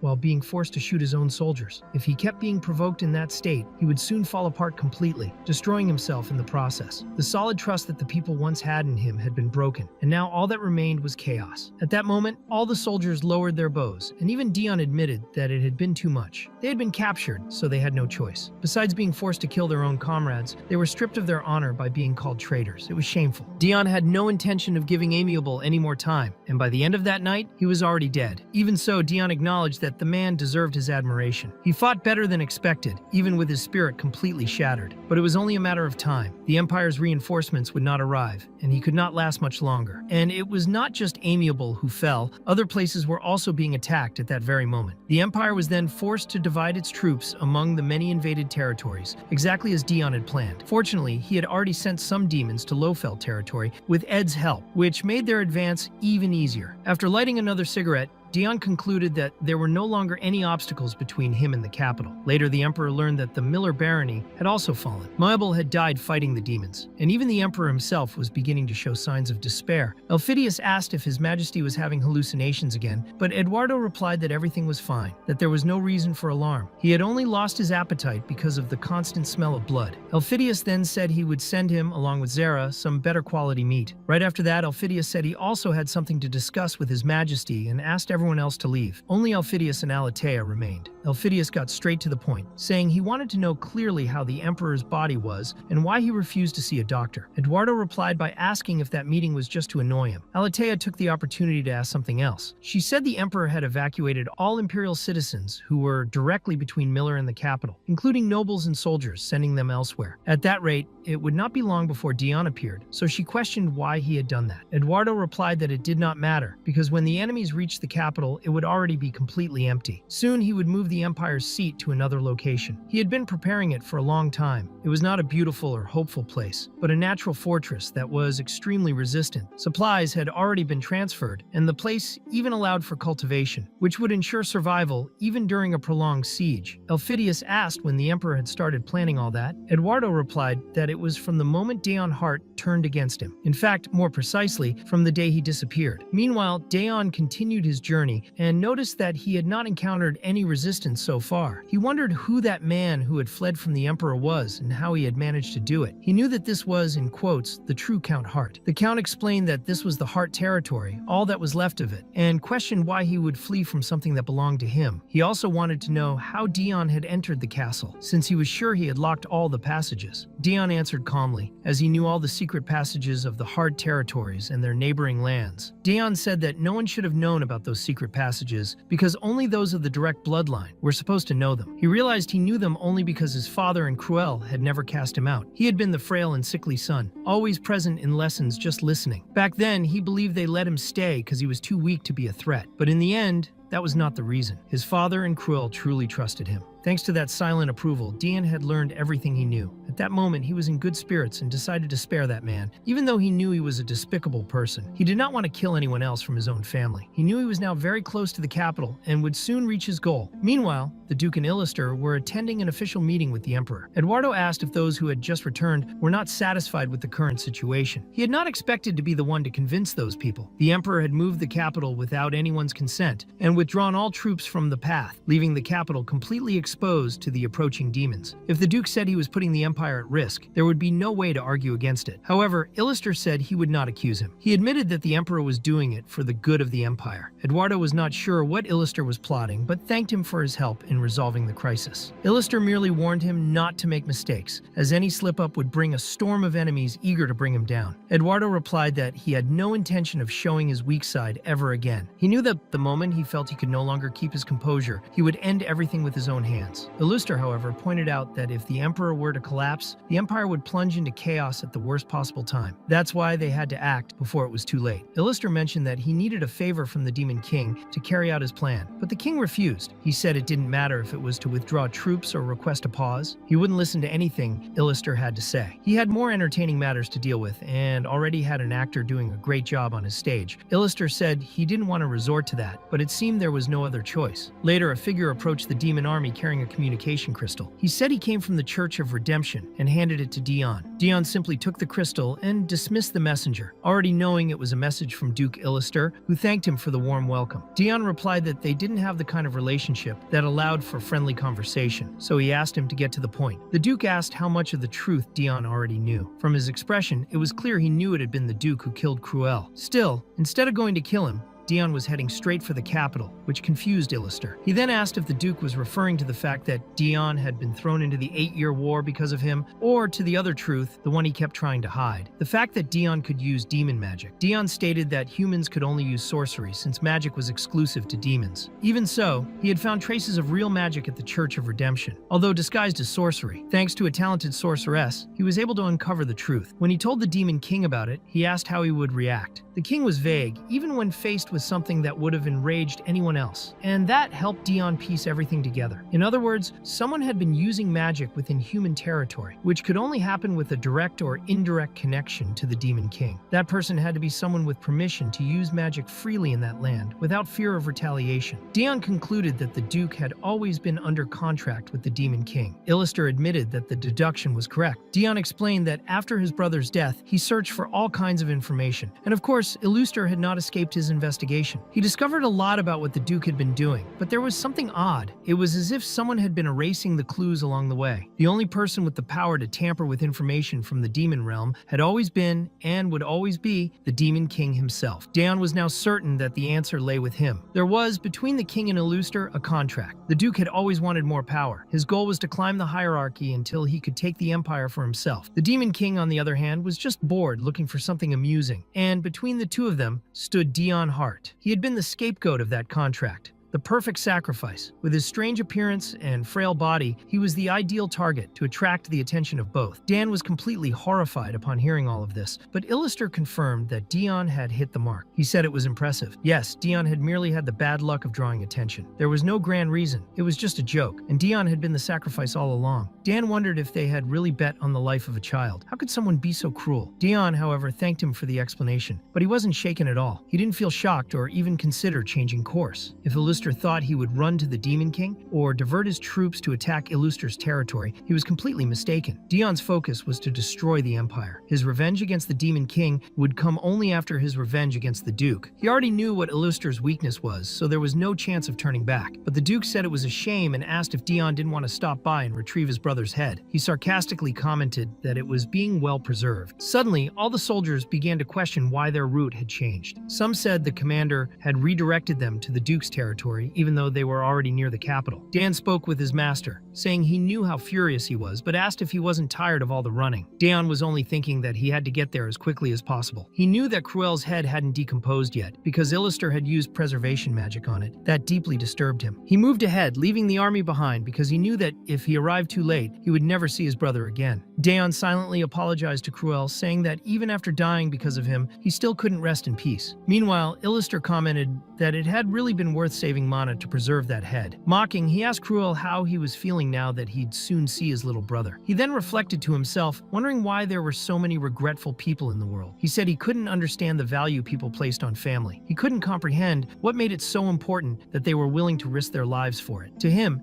it was incomprehensible. He told Cruel not to feel wronged, since he had tormented him plenty while he was alive. It only seemed fair that, in death, he finally served some purpose. Later, Dion was invading Illuster's territory, and Dan asked if he was really going there personally. The gates were wide open, and there were no signs of soldiers, which clearly indicated a trap. Even so, Dion said he had to go. He wondered if Dan remembered that old woman from the village who said he would be the embodiment of chaos. That hadn't been nonsense. Fate was making him hate everything and everyone. Dan knew his master was completely exhausted, and yet he understood perfectly. Dion had no choice but to keep going forward. So Dan asked why. If that was the case, he didn't show a hatred greater than anything the world could expect. A hatred so massive, so absurd that it would surpass fate itself. A hatred capable of swallowing the whole world. Dion simply said he would remember that. Dan now understood why his master kept so much distance from demons, and he was beginning to believe he should also be careful not to get too close. At last, they reached the final room of Illuster's territory, where there was a box encrusted with diamonds and adorned with gold. Dan could smell the blood coming from it. When he finally opened the box, he was in shock. Inside was indeed his brother's head. Not only had his brother died because of him, now he was left in such a pitiful state. Dan wondered why he had ever saved someone like himself, but with the communication crystal in hand, he asked the Duke where the rest of the body was. Illister, who was already fleeing, replied that, unfortunately, only the head remained. The body had disappeared. As a parting gift, he was giving the head away, since once Dion died, it would be useless. He said this was goodbye. It was then, too late, that Dion noticed the dynamite placed beside him. A large explosion occurred, and the Duke's soldiers emerged from all sides to begin the ambush. Dan had known from the beginning it was a trap. Dion wondered when exactly everything started to go wrong. He questioned if it was the fault of the indifferent emperor, of the damned Duke who started it all, or the Demon King who treated him like a toy, as if it were amusing to watch his suffering. If he had rejected the Duke's contract at the beginning, maybe none of this would have happened. He reflected that, being just a child tossed around by cruel people, he had committed a great sin, and now it made no difference if he died. Still, he would never forgive any of those bastards. In this world, there were two extremes: the hero, who fought for the Empire and for humanity, and the Demon King, ruler of the demon realm and considered the most powerful being in the world. No hero had ever defeated him. But why? Why was he always one step ahead? Maybe because the will of those who tried to kill him was too weak. They were chosen as heroes only because the people begged for it, but none of them had a true motivation. On the other hand, the scapegoat of the bet between the Demon King and the Duke, the human thrown into a cruel world, was different. Dion was that perfect child, the hope, and because of that, he couldn't die. The world had given him the greatest blessing it could, but he still lacked a true reason to seek vengeance against the Demon King. Now the conditions were complete. A beam of light split the skies, marking the birth of a hero. Thea could barely believe a hero had actually appeared. Eduardo wondered who this new hero could be. At the same time, the Demon King noticed the hero's birth and realized that the tracker he had placed on Dion had vanished. That only made him more excited, since ordinary magic really didn't work on a hero's body. He recognized that Dion had finally become one. At that moment, Dion was in a completely dark space, probably his own subconscious. There, he met the former hero, his friend. The hero explained that perhaps because of his strong desire to save him that day, part of his consciousness had remained trapped inside Dion's body. His last wish before dying had been for them to protect Dion Hart. He explained that this was Dion's mental world, and due to the loss of consciousness in the explosion, he had finally been able to call him in for a conversation. He had been watching him all this time. The hero said it had never been his intention to interfere, but seeing Dion's life unfold in that way, he realized that his selfish wish to keep him alive had become a burden. Still, there were people who sincerely wanted him to live. Dion was far more loved than he imagined. Dion disagreed, saying that if the hero had really seen his life, he wouldn't say such a thing. The hero replied that he had met people who wished Dion would live freely, not trapped or chained. People who wanted him to live the way he wanted. Dion remembered his family, but questioned why someone like him, who wasn't even supposed to be alive, was still there. The hero answered that even without his wish, Dion would have survived, and his real body was probably already recovering. Whether he liked it or not, this was the will of the world. The world had chosen him as a hero. The hero then admitted his time was up, and this would be his final farewell. Now, Dion had by his side a loyal knight, someone willing to protect him even if it cost his own life. With that, he could finally rest in peace. After the flash of light, Dion rose, scorched but alive. Even after the explosion, he had awakened as a hero. Meanwhile, down below, a bloody battle raged on. The few demons in the squad were killing Duke Illister's knights. Then Dion finally returned with the box. Ben rushed past everyone, knocking down the knights, saying he was there and asking if Dion was all right. Ben finally found Dion and said the necklace wouldn't stop beeping, so he came after him. However, as soon as he saw him up close, he realized Dion looked different. He thought Dion had already been handsome before, but now he looked dazzling. He could tell Dion had truly awakened as a hero, something expected from someone like him. Dion handed the box to Ben, asking him to protect it with his life, and then left to finish eliminating Duke Illister's soldiers. He was now faster, stronger, overflowing with power. His breathing was steady. His body no longer seemed sick, and everything felt easier and lighter. His body responded perfectly, as if just thinking was enough to move. He massacred all the soldiers effortlessly, and the few who tried to run were hunted down without mercy. Dion knew he really was the hero now, and he wouldn't let anyone escape.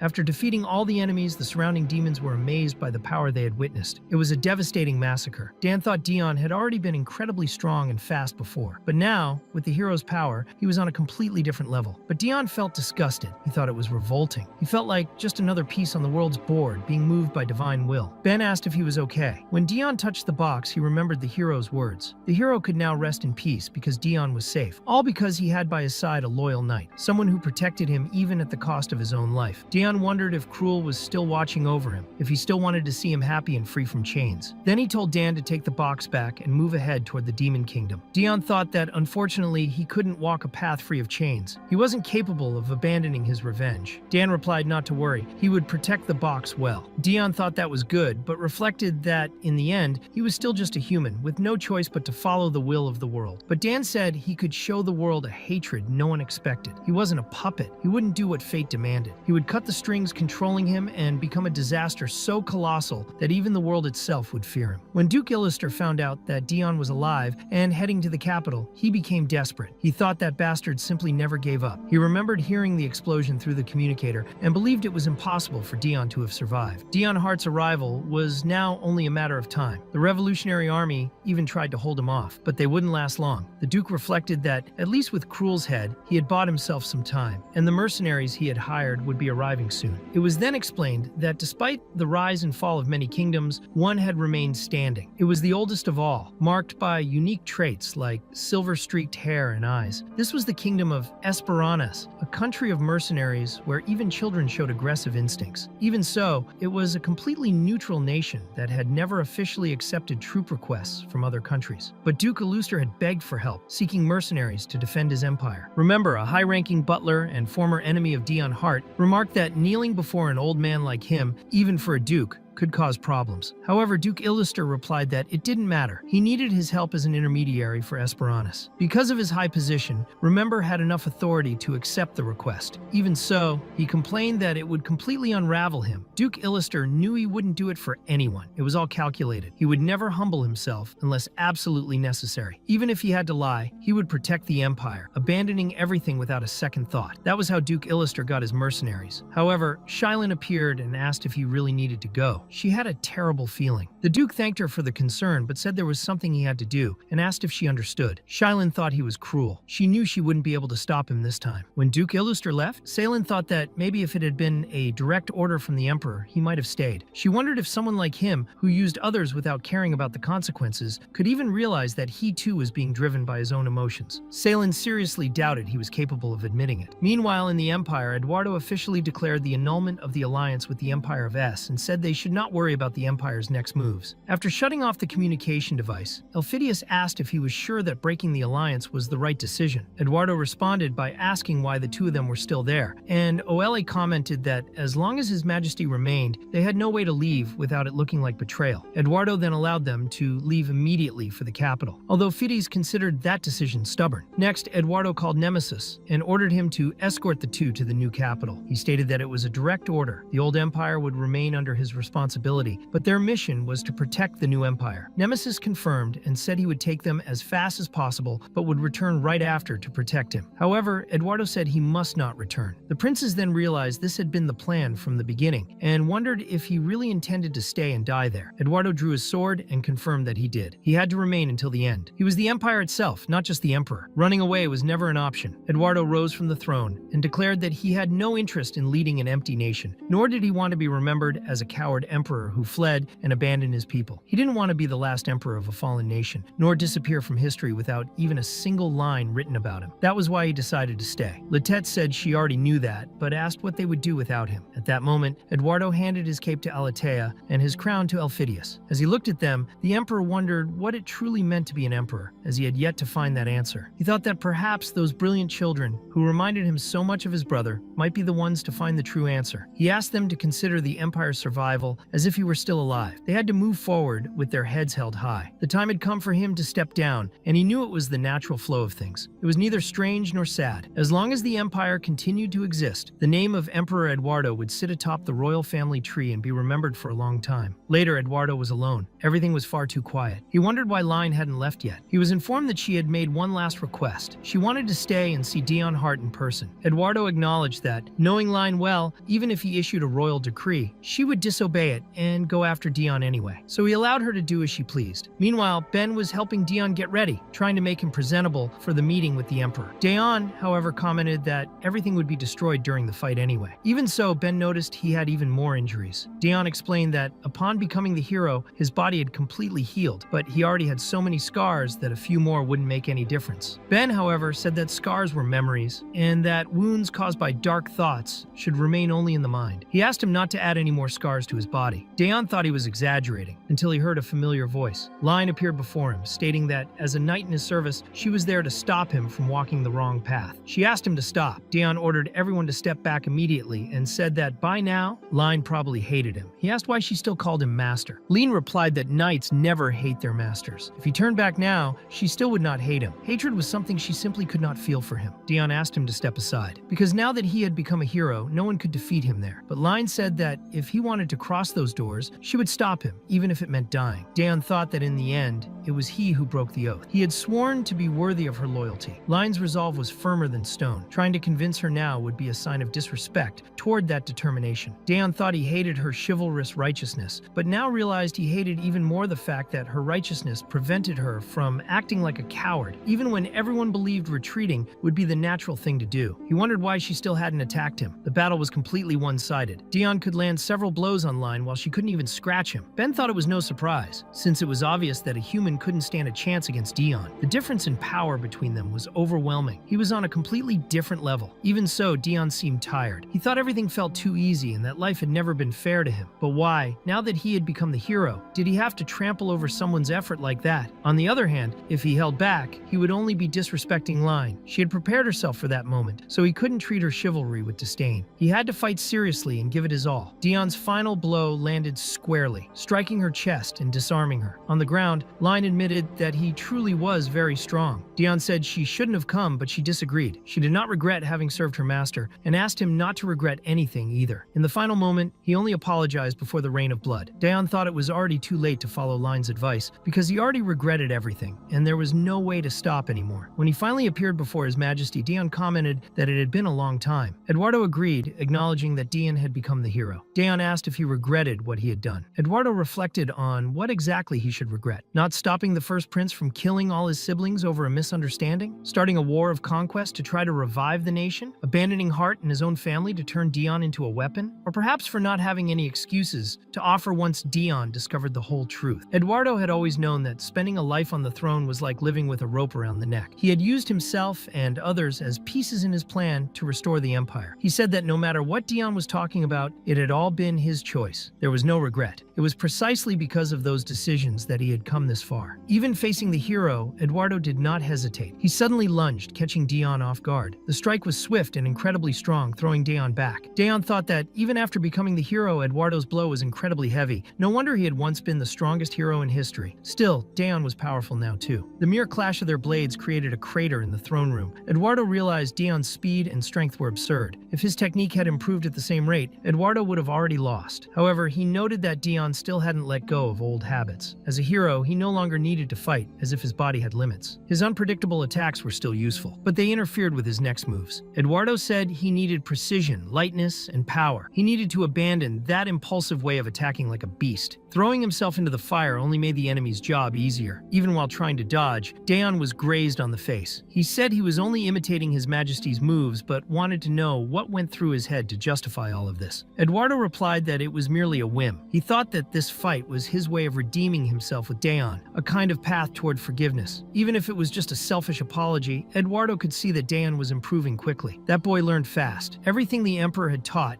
Dion absorbed and turned into his own style at impressive speed. It was hard to say if he had always been this talented or if it was the hero's power accelerating his growth. Dion then said he would show something in return, a strike that had kept him alive in that hell until now. Eduardo knew that with those hallucinations, his own technique was starting to slip, yet for some reason, his heart felt at peace during that battle. Meanwhile, Nemesis was escaping with the princes and the Chancellor. The palace was practically collapsing from the ongoing fight. At the exit, they were confronted by Duke Illister, who said they had entered through the back because the Demon King's army was blocking the main entrance. He said he would lead them to a safe place. However, Nemesis immediately ordered him to step back and demanded to know why the Duke wanted to escort them. Illister responded that he wasn't there to harm anyone and said he had also brought bodyguards. Elphidius found it strange, but one of the escorts introduced himself as one of the mercenaries from Esperanus, saying they had been hired to protect the group until they reached the new capital. Illister stated that he also didn't want to see the empire collapse like that. He claimed that, in politics, there are no eternal enemies or allies, and that this time, he came to help His Majesty. Then he used magic, which made the princes suspicious. They believed it was sorcery, and Elphidius didn't know how much he could trust him, but he was certain that Illister was not on Dion Hart's side. Illister then asked where the Emperor was. Elphidius replied that he remained alone in the palace. The Duke was shocked, realizing that Eduardo had truly decided to face everything alone in a crumbling castle. He thought that in the end, the foolish Emperor had really chosen to die there. He said he would go after him and ordered the mercenaries to leave immediately with the others. Before departing, Elphidius handed him a map containing all the secret passages of the imperial palace. Meanwhile, the battle between Eduardo and Dion intensified. The Emperor could no longer keep up with the speed of the blows. Dion was using the technique that had kept him alive all those years. The Emperor noticed he was getting faster and recalled that he had once wondered how that boy with such a weak body could kill so many opponents. Now he finally knew the answer. Dion said it would only become harder to fight him, because even though that technique had once destroyed his body, now he was the hero. The next blow was decisive. Eduardo's body collapsed to the ground, completely bloodied and without his sword. The defeated Emperor admitted he couldn't win. Earlier, Dion had asked if he regretted what he had done, and now he finally answered. He said he never had the courage to look back, because if he started regretting one thing, he would never be able to stop. He stated that it wasn't just Dion who ignored the past, but that he, as Emperor, had also never felt regret. However, in the final moment of his life, Duke Illuster appeared, but it was already too late. Eduardo had left that world. Illuster reflected that Eduardo was someone he had been forced to protect due to a deal made with the first prince. The emperor had always been a thorn in his side, an inconvenient variable. Razor had said that when he couldn't take it anymore, he should pass all responsibilities to him. If he had known things would turn out like this, he would have stripped him of the power of the emperor by force. In the end, he died without handing over the empire. It was irritating. Dion asked if that was really the Duke's reaction after losing the most precious person in the empire. He thought the Duke was weaker than he imagined. He said he should have decapitated Eduardo and placed his head inside a box. He asked what the Duke thought of that. Illister replied that trying to provoke him was useless. He stated that he had merely paid his final respects to the emperor and that the only thing he valued was the empire. Then he attacked Dion directly with magic. Illister asked if Dion really thought he knew him. Then he clearly realized that Dion had truly become a hero. He said that if Dion had died 8 years ago, he, the emperor, and the entire Hart family would still be alive and happy. He claimed that if it weren't for Dion, the human realm would never have been destroyed, and no innocent citizen would have died. According to him, all that misery was Dion's fault. However, Dion cut off the Duke's hand so he could no longer use magic against him. He stabbed a dagger straight into his chest and declared that cheap provocations wouldn't work. He said that, thanks to a certain person, his mind could no longer be crushed so easily. Finally, he asked why Illuster had done all that to him, demanding at least one moment of honesty before death. There really was a strong reason behind that contract with the Demon King. Illister asked if Dion expected a justification, perhaps a sad story, but said that no matter how many times he asked, the answer would always be the same. Dion had just been unlucky to catch his attention. The contract with the Red Demon was simply an opportunity to gain more power, a stepping stone to climb higher. Dion kicked the wall in rage, spitting up even more blood. He remembered being dragged onto the battlefield exactly 1 month before his birthday, the same day his brother Cruel had died, 1 month before. He said Illister really was a bastard. As Duke Illister laughed in the face of death, he said they were both fools alike. But Dion was not willing to let him die in peace. He began stabbing the Duke's body, wishing for him to regret it down to his bones again and again before dying in agony.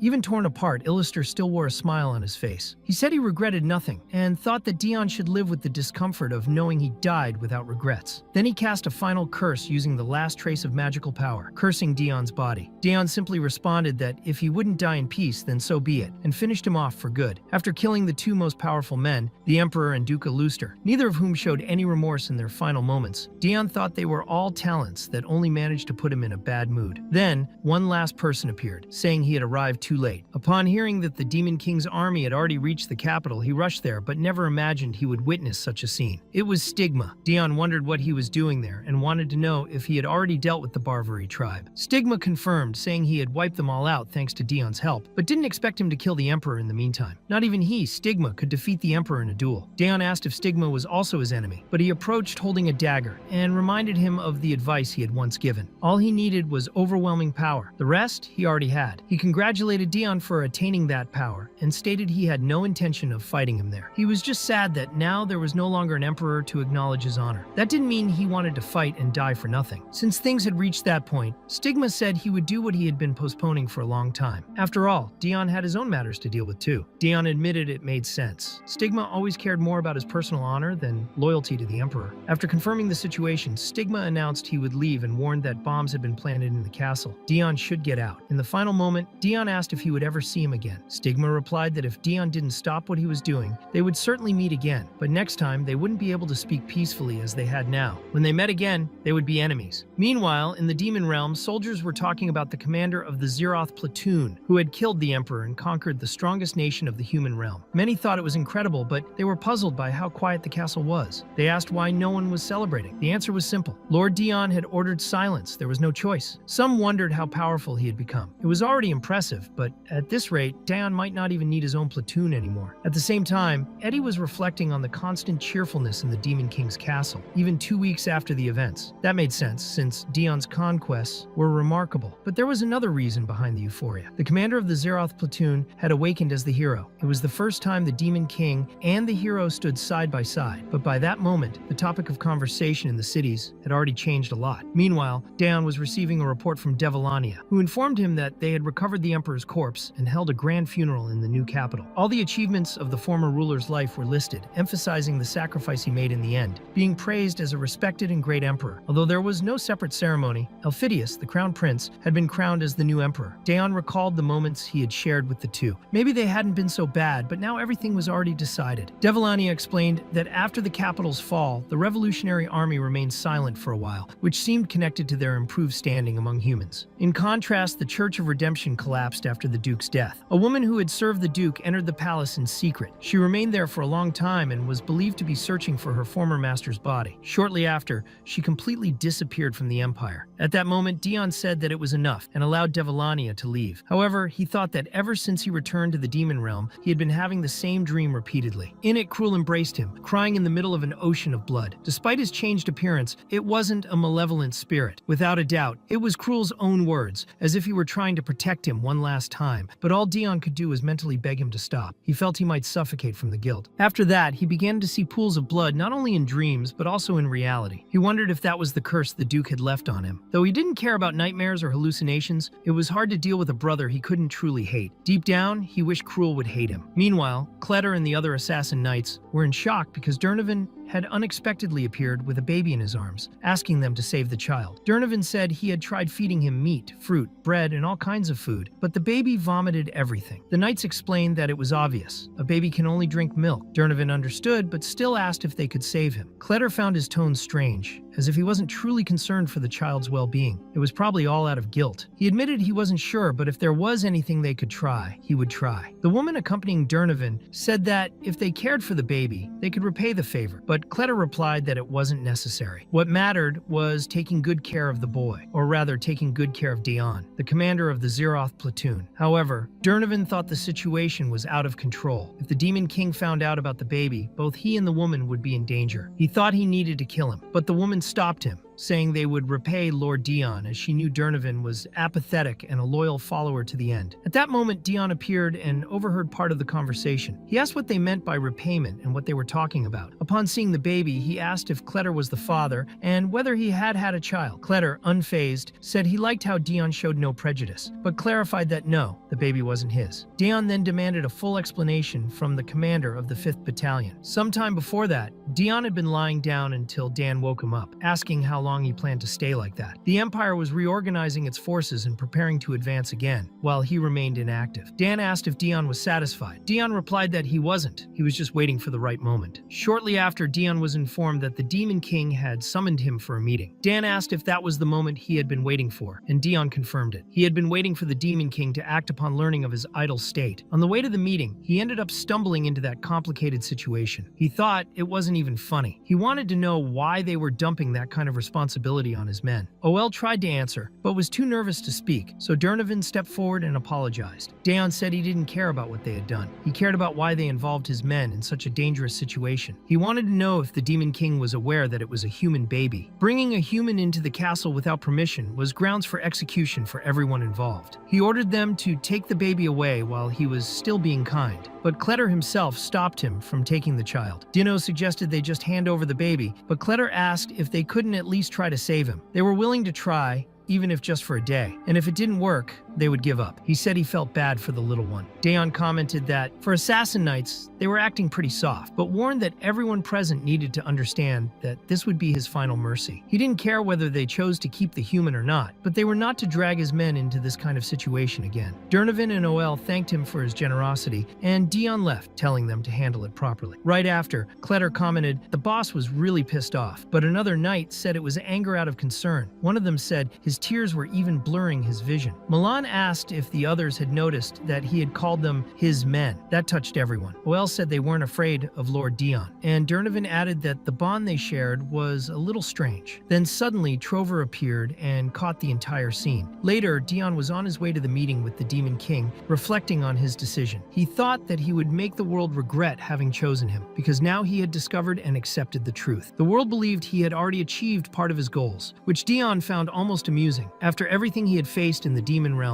he had finally decided to kill the Demon King. He intended to set the entire world on fire, while the divine will would be forced to watch the disaster it had created. The Demon King, with the tea already served, commented that he was late and said it might be because he had become a hero, which made him harder to find. Dion replied that he had to deal with an urgent matter. The king remarked that he had heard he had been lying in bed all day and asked what kind of urgency that was. He said he was just concerned, since he had heard that Dion had killed the 2 humans he cared about. He wondered how he could reignite the hero's will once more. The king knew very well that Dion had absorbed 9 parts of his mana before being reborn as a hero. He had already heard the prophecy announcing the rise of a new hero, one far more dangerous than any before. Still, the king also knew that Dion was the only one capable of telling him what he needed needed to know. Now, after killing the Emperor, Dion's blade was pointed directly at the Demon King's neck, and they both knew it. Dion stated that he would conquer the human realm and said the king didn't need to worry about it. The king, in turn, thought that he had no particular interest in the domination of the human realm, but admitted that it was a perfect stage to test and refine Dion. In return, he made a request. He wanted preservation magic to be used on a box brought from the human realm. The king commented that he had already noticed something different about Dion, and now he knew the reason. He said that, in the end, Dion had become a cunning fox. Dion knew that the Demon King was known as the strongest of all. Even with his reputation of having infinite mana, he had recently used a large amount of it to save him. Curious, Dion asked Lilynell directly, who replied that it was a secret. Dion, however, said he needed to know it for his world destruction plans and asked if she could tell him. She explained that, even for him, permission was still required. That's when Dion kissed her hands and promised not to tell anyone. Lilynell said he was very wicked, but ended up revealing that, currently, the Demon King had almost the same amount of mana as she did. Dion knew that Lilynell still had a large amount of mana. The fact that his own mana, even almost depleted, was comparable to that of one of the commanders indicated that he carried massive power. That was problematic, and that's why he needed the king to keep spending his mana constantly. Dion mentioned that he heard rumors about the Empire receiving support from the mercenaries of Esperanus, so he made an offer. If the king accepted his request, he would eliminate all the mercenaries or make them retreat within a month. The king acknowledged his effort and accepted the proposal, as he was having fun, and as long as that continued, he would obey everything Dion said. However, the king made it clear that if the plan failed, he would unleash the spell. Dion agreed. When the meeting ended and Dion was about to leave, the king commented that upon returning, he would teach him how to play the piano, as he believed it was essential to have moments of rest in such a sad and painful reality, even if only small ones. But Dion also hadn't forgotten that the one he most wanted to kill was still alive. It was then revealed that, long ago, death itself in a certain world had said that no one should commit sins, for after death, the soul would be crushed under the weight of everything done in life. The one singing a song about that was Remember, until Dion appeared and remarked that the song was quite old. Remember replied that it had been a long time since he last saw his lord. Dion wanted to know why he was so close to the border with the demon realm, and Remember explained that walking was the pastime of an old man like him, someone who preferred to stay away from war. Dion reflected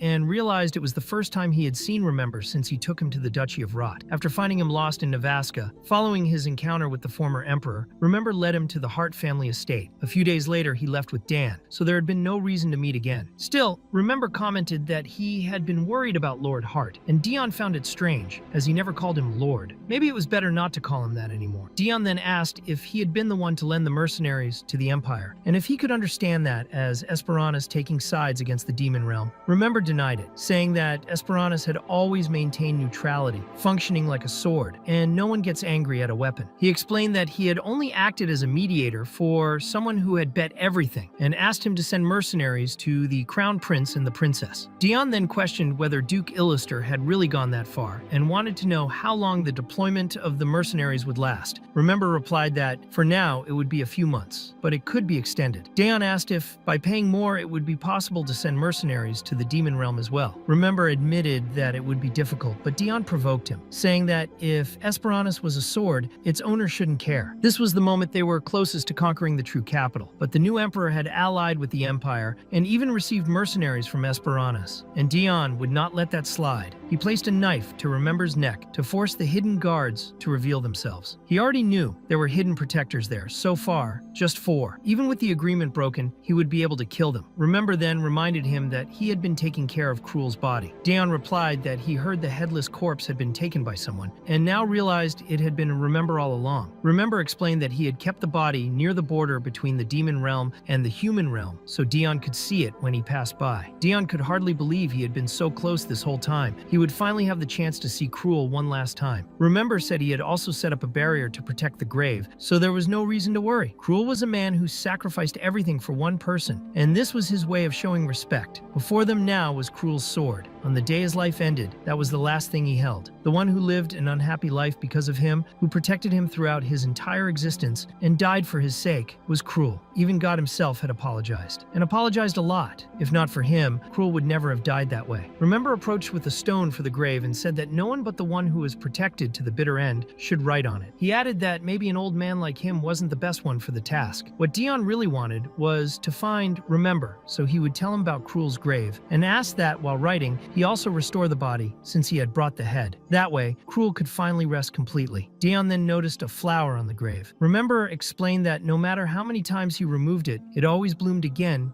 in the same place. And since it was so beautiful, he decided to leave it there. Dion remembered that flower. It was the one that grew near the border between the two realms, the same one Manhwa had given him as a gift, a flower that never died. In his dreams, the hero told him that even if that was the final goodbye, Dion still had a loyal knight by his side, a man who would protect him even if it meant his own death. Dion knew that man had always been Cruel. He thought Cruel should have rested when he died, and that's why he never had nightmares in rooms where that flower was present. Even after death, his brother continued protecting him. Dion then said that as long as they didn't interfere again, he would leave Esperanus alone. It was merely a form of repayment. Remember responded that even if this were the last case, Esperanus would no longer interfere in the war either. Dion commented that when he was younger, Cruel used to read cultural books aloud near him. At the time, he didn't understand why he read so loudly, but it ended up helping him as he struggled with reading. So, he wrote on the grave a quote from the first book his brother ever read to him. Remember said Cruel would have been happy with that. Dion decided he wouldn't ask why Cruel had saved him, because he believed he had only been a burden to the family. He was a useless son who had killed his parents and siblings without recognizing their kindness. He also wouldn't ask why Cruel didn't just kill him from the start. Doing so would mean denying both his life and his death. Dion wanted to live free of regrets, exactly as Cruel had wished. He said that Cruel could rest until the day they met again. For now, he would go on with his life. He wished him to rest in peace. The quote written on the tombstone was, "Don't worry, since I will endure the good and the bad by your side." Remember replied that, as promised, he would remove the protective and anti-degradation talismans within a month. Dion sincerely thanked him, knowing that might be the last time they would ever meet. He was happy to have found Remember that day, truly happy. The old man thought that the only reason he had become the butler of the Hart family was to understand the state of the empire and negotiate with Esperanus. But over time, he had grown attached to the boy. He told his lord that it had been an honor to serve him, but that his time as butler had come to an end. Remember then reflected on the future. He thought that maybe he should write the story of that world, which would soon plunge into chaos. Perhaps it would be better to do so as an unofficial record, without putting Dion Hart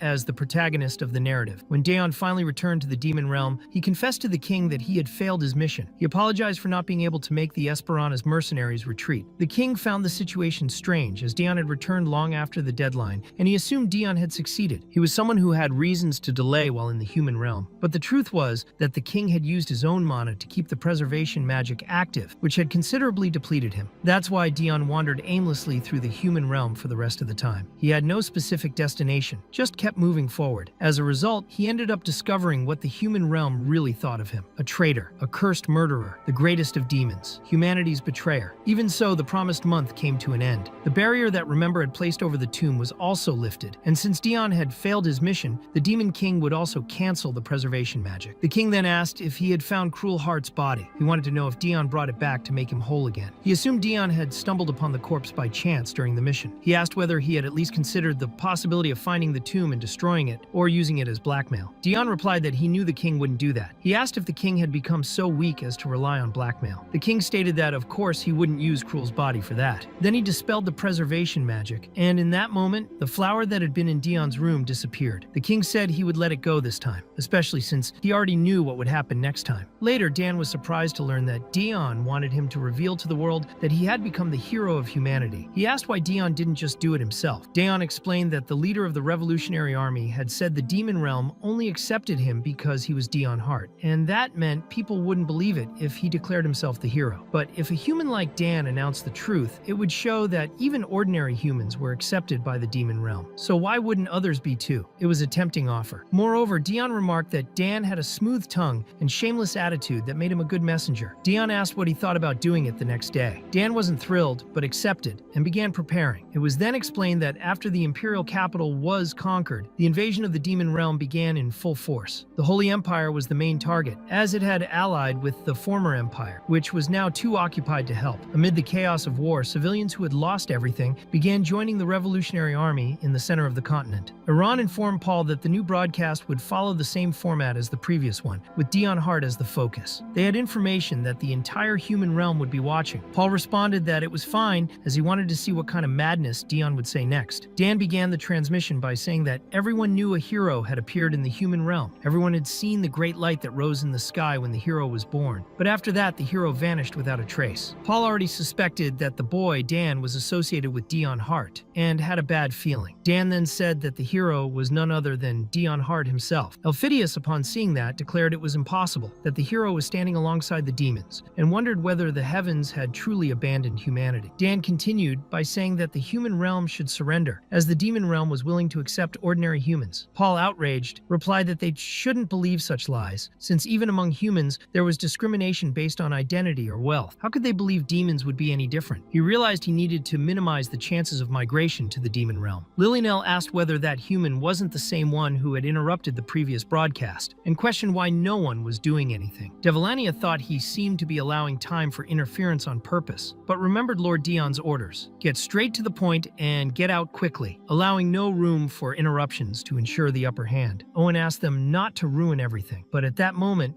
Dan allowed himself to be interrupted on purpose because he also wanted to provoke even further. He stated that the only talent of the Revolutionary Army leader was talking nonsense. He said that last time they had called Dion Hart a traitor to humanity. He questioned the logic of saying demons were more cruel and cold-hearted than humans, as if humans were so different. Dan stated that Dion Hart clearly didn't kill Cruel, and that he was just another victim of humans themselves. At that moment, documents began to fall from the skies. Dan had already planned everything with the Ghost Assassin Knights, who were tasked with distributing all those documents. He knew the plan would work because the Ghost Knights always did a good job. After receiving direct orders from Dion, Dan asked the Knights for a favor: to gather information about Dion Hart, the organizations Duke Illuster was involved with, and all relevant data. During the broadcast, the documents would be released at the exact right moment for the people. Dan said he had carefully organized all the information for the Revolutionary Army, and now Paul just needed to verify it. Just by looking at the paper, anyone would recognize the organization's name and Duke Illuster's official seal, immediately understanding the truth upon reading everything. In the end, Cruel had sacrificed himself to protect Dion Hart, intentionally sending him to the demon realm. Meanwhile, the true villain, Duke Illuster, was responsible for the murder of Cruel Hart, as well as the cause behind the Demon Hortra incident. Paul reacted by saying it was all lies because he couldn't believe a human would do something like that. Dan questioned whether he truly believed that, and Poe ended up remembering Daniel's death. Then, Dan told the Revolutionary Army that he understood why they still resisted and saw Dion Hart as someone evil, but stated that things had already gone too far, that the limits had been crossed. While listening to everything, the king believed that Dion had been alone this whole time. However, he recognized that one of Dion's greatest skills was attracting good people to his side. Later, Dion scolded Dan, saying he had talked far more than necessary. Dan apologized, but also confessed that seeing the Duke being praised as a great and brave man deeply irritated him. At that moment, Dion let a smile slip, threw his cigarette at Dan's face, burning his hair, and said he'd let it slide this time since it had all worked out in the end. As a result of this third speech, Dion Hart's reputation was cleared. The Duke's honor fell drastically, and Pooh ended up suffering major losses. At the same time, their original goal of causing division within the kingdom began to take effect. Meanwhile, in the country of Tyron, the local leader wondered if Dion Hart was truly the hero. He knew the great nations were in danger, but as a small nation near the border, they saw themselves as a candle in the eye of the storm. Therefore, he immediately ordered the dispatch of an emissary to the demon realm through the border, which meant the demon kingdom's plan had succeeded. Later, Nemesis delivered his report to Elphidius, explaining that, although they had located the base of the Dan merchants, it seemed they had already left the human realm quite some time ago. Elphidius considered the situation desperate. After the imperial capital had been taken by the demon realm, the Lofel family was suddenly massacred, and the Lofel merchants, old rivals of the Dan merchants, became nothing more than a forgotten story. This allowed the Dan merchants to achieve a complete monopoly. Elphidius reflected that he had let this happen happen because they needed supplies, but it was like leaving a hole in his own lung and trying to keep breathing. The Chancellor told His Majesty that while supplies and merchants were important, it was also necessary to consider the people's feelings. Everyone was very anxious due to the endless war and the sudden relocation of the capital. As a result, public opinion about the Demon Kingdom began to improve. Elphidius lamented, saying the former emperor had risked his life to save everyone, and this was how they were repaying him. However, the Chancellor questioned whether the two of them were truly putting the empire first. If so, they should care more about the suffering citizens than about insane ideas. He asked what exactly they were fighting for at that moment. Then the emperor's son said that if revenge was more important than the empire, what would the Chancellor do? Remove him from the throne? Alatia then placed her blade to his neck, warning him to be careful with his words. Just because the former emperor valued him didn't mean they would act as if nothing had happened. The emperor's son replied that that was enough, and said he knew how much the Chancellor cared about the empire. That was exactly why he had stayed beside Eduardo for so long, because he was the kind of person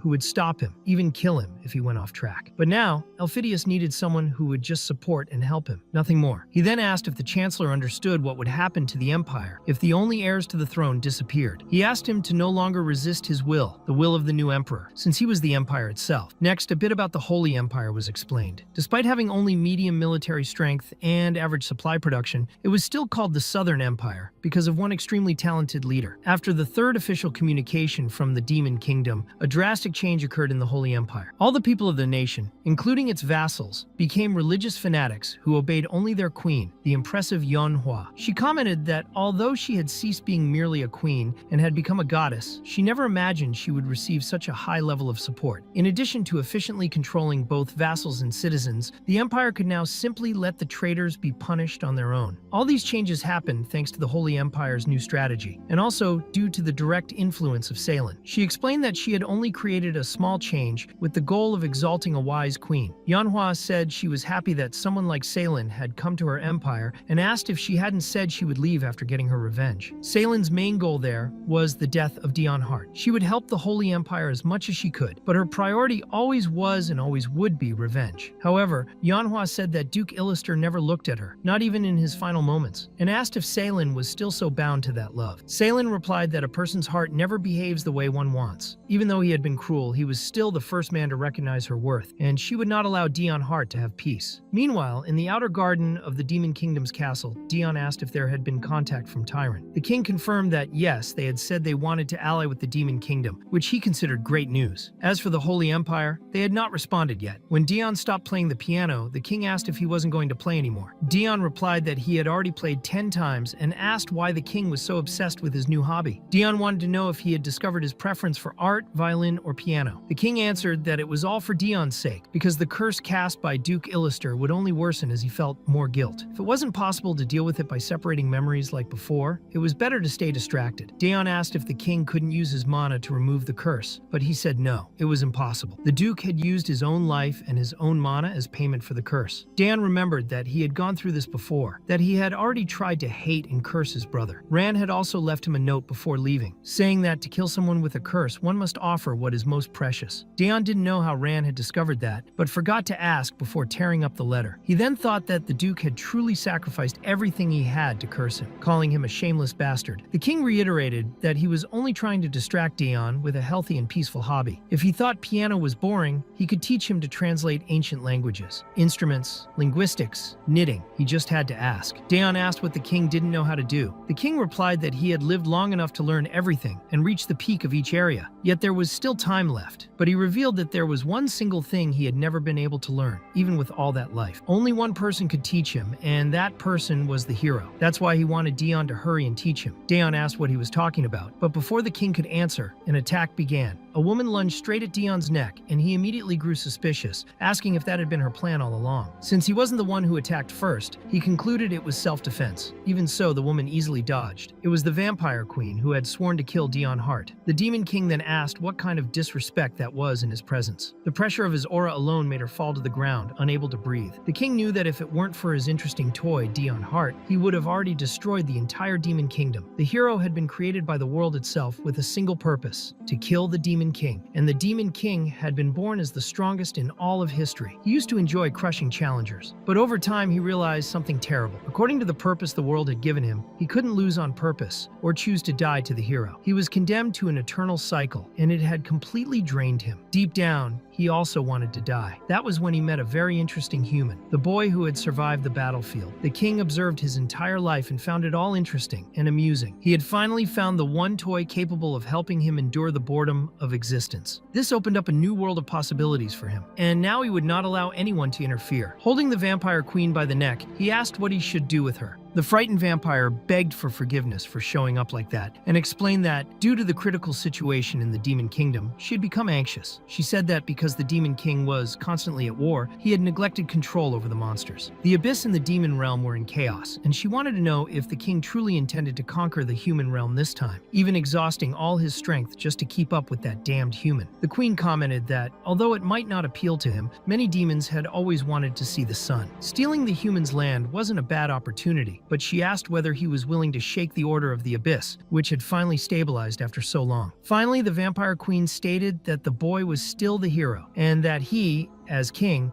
was the hero's natural enemy. It would be better to kill him now, but the king replied coldly, saying that no one had given her permission for that. Daeon Hart was his, and deciding whether he lives, dies, or is abandoned was his alone. The vampire thought that, in the end, the boy was still just human, but the Demon King was willing to go all the way to protect him. She apologized before being released, and promised that if she acted like that again, the king would get rid of her before even wiping out the human realm. Daeon, who had been there, just looked over his shoulder and laughed in her face. The vampire queen knew that because of Daeon, the Abyss was about to worsen. Later, already in his room, Daeon drank heavily and recalled that moment with the king, about that thing that only a hero could teach someone like him. Daeon didn't know what it was exactly, but as he thought about it, he found the flower Hein had given him. Even though he hated that carnivorous plant, he decided to keep Gweg 2.0 since it had originated from the flower planted on Cruel's grave. That remember flower never disappeared, but now that he had returned, he noticed all of them were gone. He then understood that this time, his brother had truly found peace. Later, he asked Dan to organize everything. Dan was surprised, thinking Daeon was still drunk, but he explained that the days of scandals and drinking were over. He needed to focus and end all of this, including the demon realm. It was time to act calmly and destroy everything, starting with the commanders, because that way it would be easier to kill the Demon King himself. Dan thought his master had finally gone mad, since he was planning to turn the Demon Kingdom upside down. Daeon thought it wasn't fair for only the human realm to fall into disgrace. Meanwhile, Eddie watched everything from the window and felt frustrated. He thought Daeon was always cold to him, but not to that other human. He didn't understand why Daeon kept such distance between them. That's when Idalia appeared, saying he had been abandoned. She stated that Lord Daeon had been cruel to him and asked if Eddie would like to become her servant. She said his talents would be very useful to her, and although she hadn't desired him before because he was Daeon's servant, now that was no longer a problem, but Eddie refused. Idalia explained that the Demon King had ordered her to go to the first city to deal with monsters and said his help would be welcome. While Luton could think about the proposal, Eddie's past was revealed. He was a demon born from the demonic energy of the wind element. He had been the right-hand man of the commander of Squad Zero, an excellent fighter, and a genius envied by all. However, he had been completely loyal to the demon Arut, who abandoned him in the end. At that moment, he was on the battlefield, destroying all the demons with his wind power while drowning the pain caused by Idalia's words. Eventually, Eddie told himself that he had had enough of killing monsters. He thought Lord Daeon no longer cared about any of that, so he erased his tattoos, a habit he had only maintained because of Daeon. When they first met, Eddie had been introduced to Daeon as his vice commander. At the time, Daeon thought he was the least frightening among all the demons he had encountered so far. But even before shaking his hand, he was startled by the tattoos and marks spread across Eddie's body. Noticing his reaction, Eddie was kind and temporarily erased those tattoos just to be able to speak with Daeon more comfortably. From that moment on, Eddie began to use magic to cover his arms, and Daeon, as a gesture of consideration, gave him a pair of gloves to better hide his marked hand. As they spent more time together, the trust between them seemed to grow again. But now Eddie found himself drowning his sorrows in alcohol. All his efforts to get closer to Daeon had been in vain. Daeon was becoming increasingly distant and seemed to devote his attention only to Dan, that other human. Eddie wanted to be close again like before. In the end, he had never used the gloves he received, but now he thought maybe it was time to wear them as a way to rebuild their connection. It was then that Aga showed up at the tavern, saying it had been a long time since he'd seen him and asking if he looked so down because of Lord Daeon. Eddie replied that it was just between the two of them, and Aga complained that that wasn't the way to talk to a friend. It was then explained that the lowest class in the demon realm was made up of succubi and incubi, who suffered all sorts of prejudice, stereotypes, and were often invalidated. There was a day when two succubi were being bullied by older demons, and at that moment, they were thrown aside by a gust of wind. The one responsible for it was Eddie, who declared that only pathetic bastards were allowed there. Aga, who had witnessed everything, commented that Eddie truly held no prejudice. Eddie said that for him there was no such thing as species division. If someone didn't betray his trust, then everything was fine,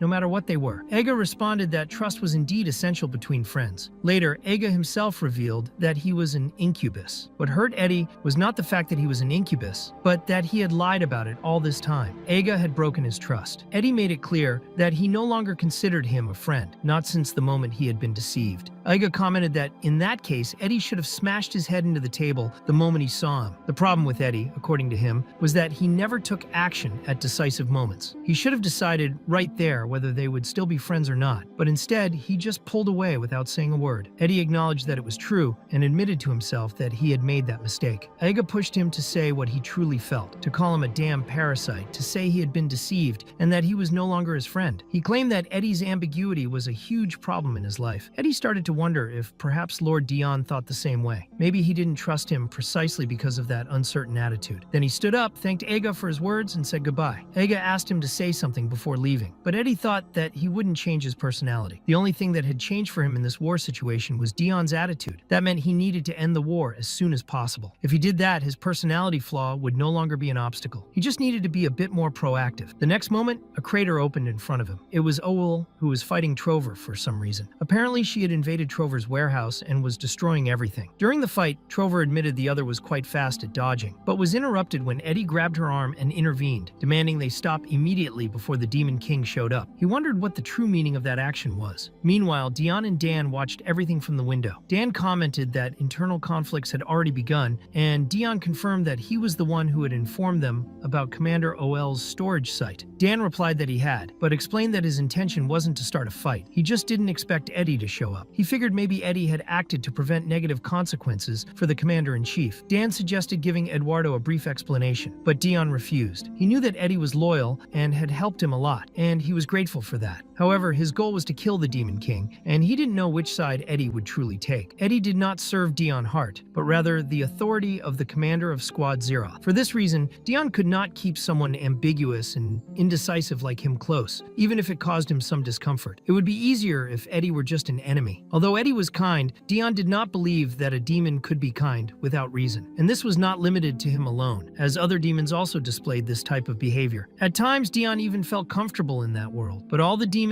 served the Demon King. If he let them live, they could become threats in the future. Meanwhile, Lilynell reported that there was a major problem happening with the Arut cult. The cult was being completely destroyed by the Empire's forces, and Thea, one of the last survivors, performed a demonic summoning circle to save herself. At the last moment, she managed to summon the demon commander of the 10th Squad, Hell, who was surprised to see a human and questioned the reason for the summoning. Thea insisted that he make a contract with her quickly, as both of them would die otherwise. Confused, Hell asked for help and called for Dion, pleading for assistance. Later, Dion asked if Hell had really made a contract with a human, and he apologized deeply. Lilynell commented that it was inconvenient that the cult was always under attack, but if demons made contracts with the cult's followers, it would make the situation easier to handle. However, Dion believed that this didn't help at all. His goal was to overthrow the Empire to completely end the demon realm. Lilynell asked if he didn't like it, but Dion replied that it wasn't that. She had acted correctly, and he was not angry about the situation. When he gently patted her head, she visibly became emotional. Dion reflected that if Hell had managed to fight against the Empire's forces and still return alive, that meant he was strong. If all the commanders were as skilled as him, then Dion would need to prepare more carefully. Dion commented that, since they had reached this situation, it was now necessary to understand the full extent of Hell's power. At that moment, Elphidius was informed that the plan to destroy the Arut cult had failed miserably. An unidentified figure had appeared, killed all the soldiers, and disappeared without leaving a trace, thus avoiding pursuit. Elphidius questioned whether they had really summoned a demon. He had heard rumors that they had been attempting this for some time, but he didn't believe they had succeeded. He had sent troops as soon as he learned of the cult's movements, but it seemed it was already too late. Now he knew there were enemies within his own territory. Even so, Elphidius ordered another unit to be sent, and this time Nemesis would go personally. family. The objective was to exterminate anyone even remotely involved with the Arut cult. Nemesis asked if he meant regular civilians as well, not just the cult followers. Elphidius replied coldly, asking if his order had not been clear. Anyone involved was to be killed, even if they had only received a small piece of bread from the Arut cult. The order was clear. Everyone was to be killed. Nemesis simply obeyed His Majesty's will. However, the Chancellor considered it complete absurdity. To him, it crossed the line between necessity and cruelty. Elatea stated that a leader should only care about his own people, not beasts like those. According to her, it was a decision based on necessity. There was no reason to keep alive those who were considered animals. Elphidius emphasized that, above all, they needed to set an example. Anyone who dared to communicate with demons should clearly understand what happened to those who got involved with the enemy. The Chancellor thought about how Eduardo always felt guilty when forced to kill someone. In contrast, what they were doing now was pure tyranny. Meanwhile, at the Revolutionary Army base, Paul also received information that new units were being sent to attack the Arut cult. He commented that,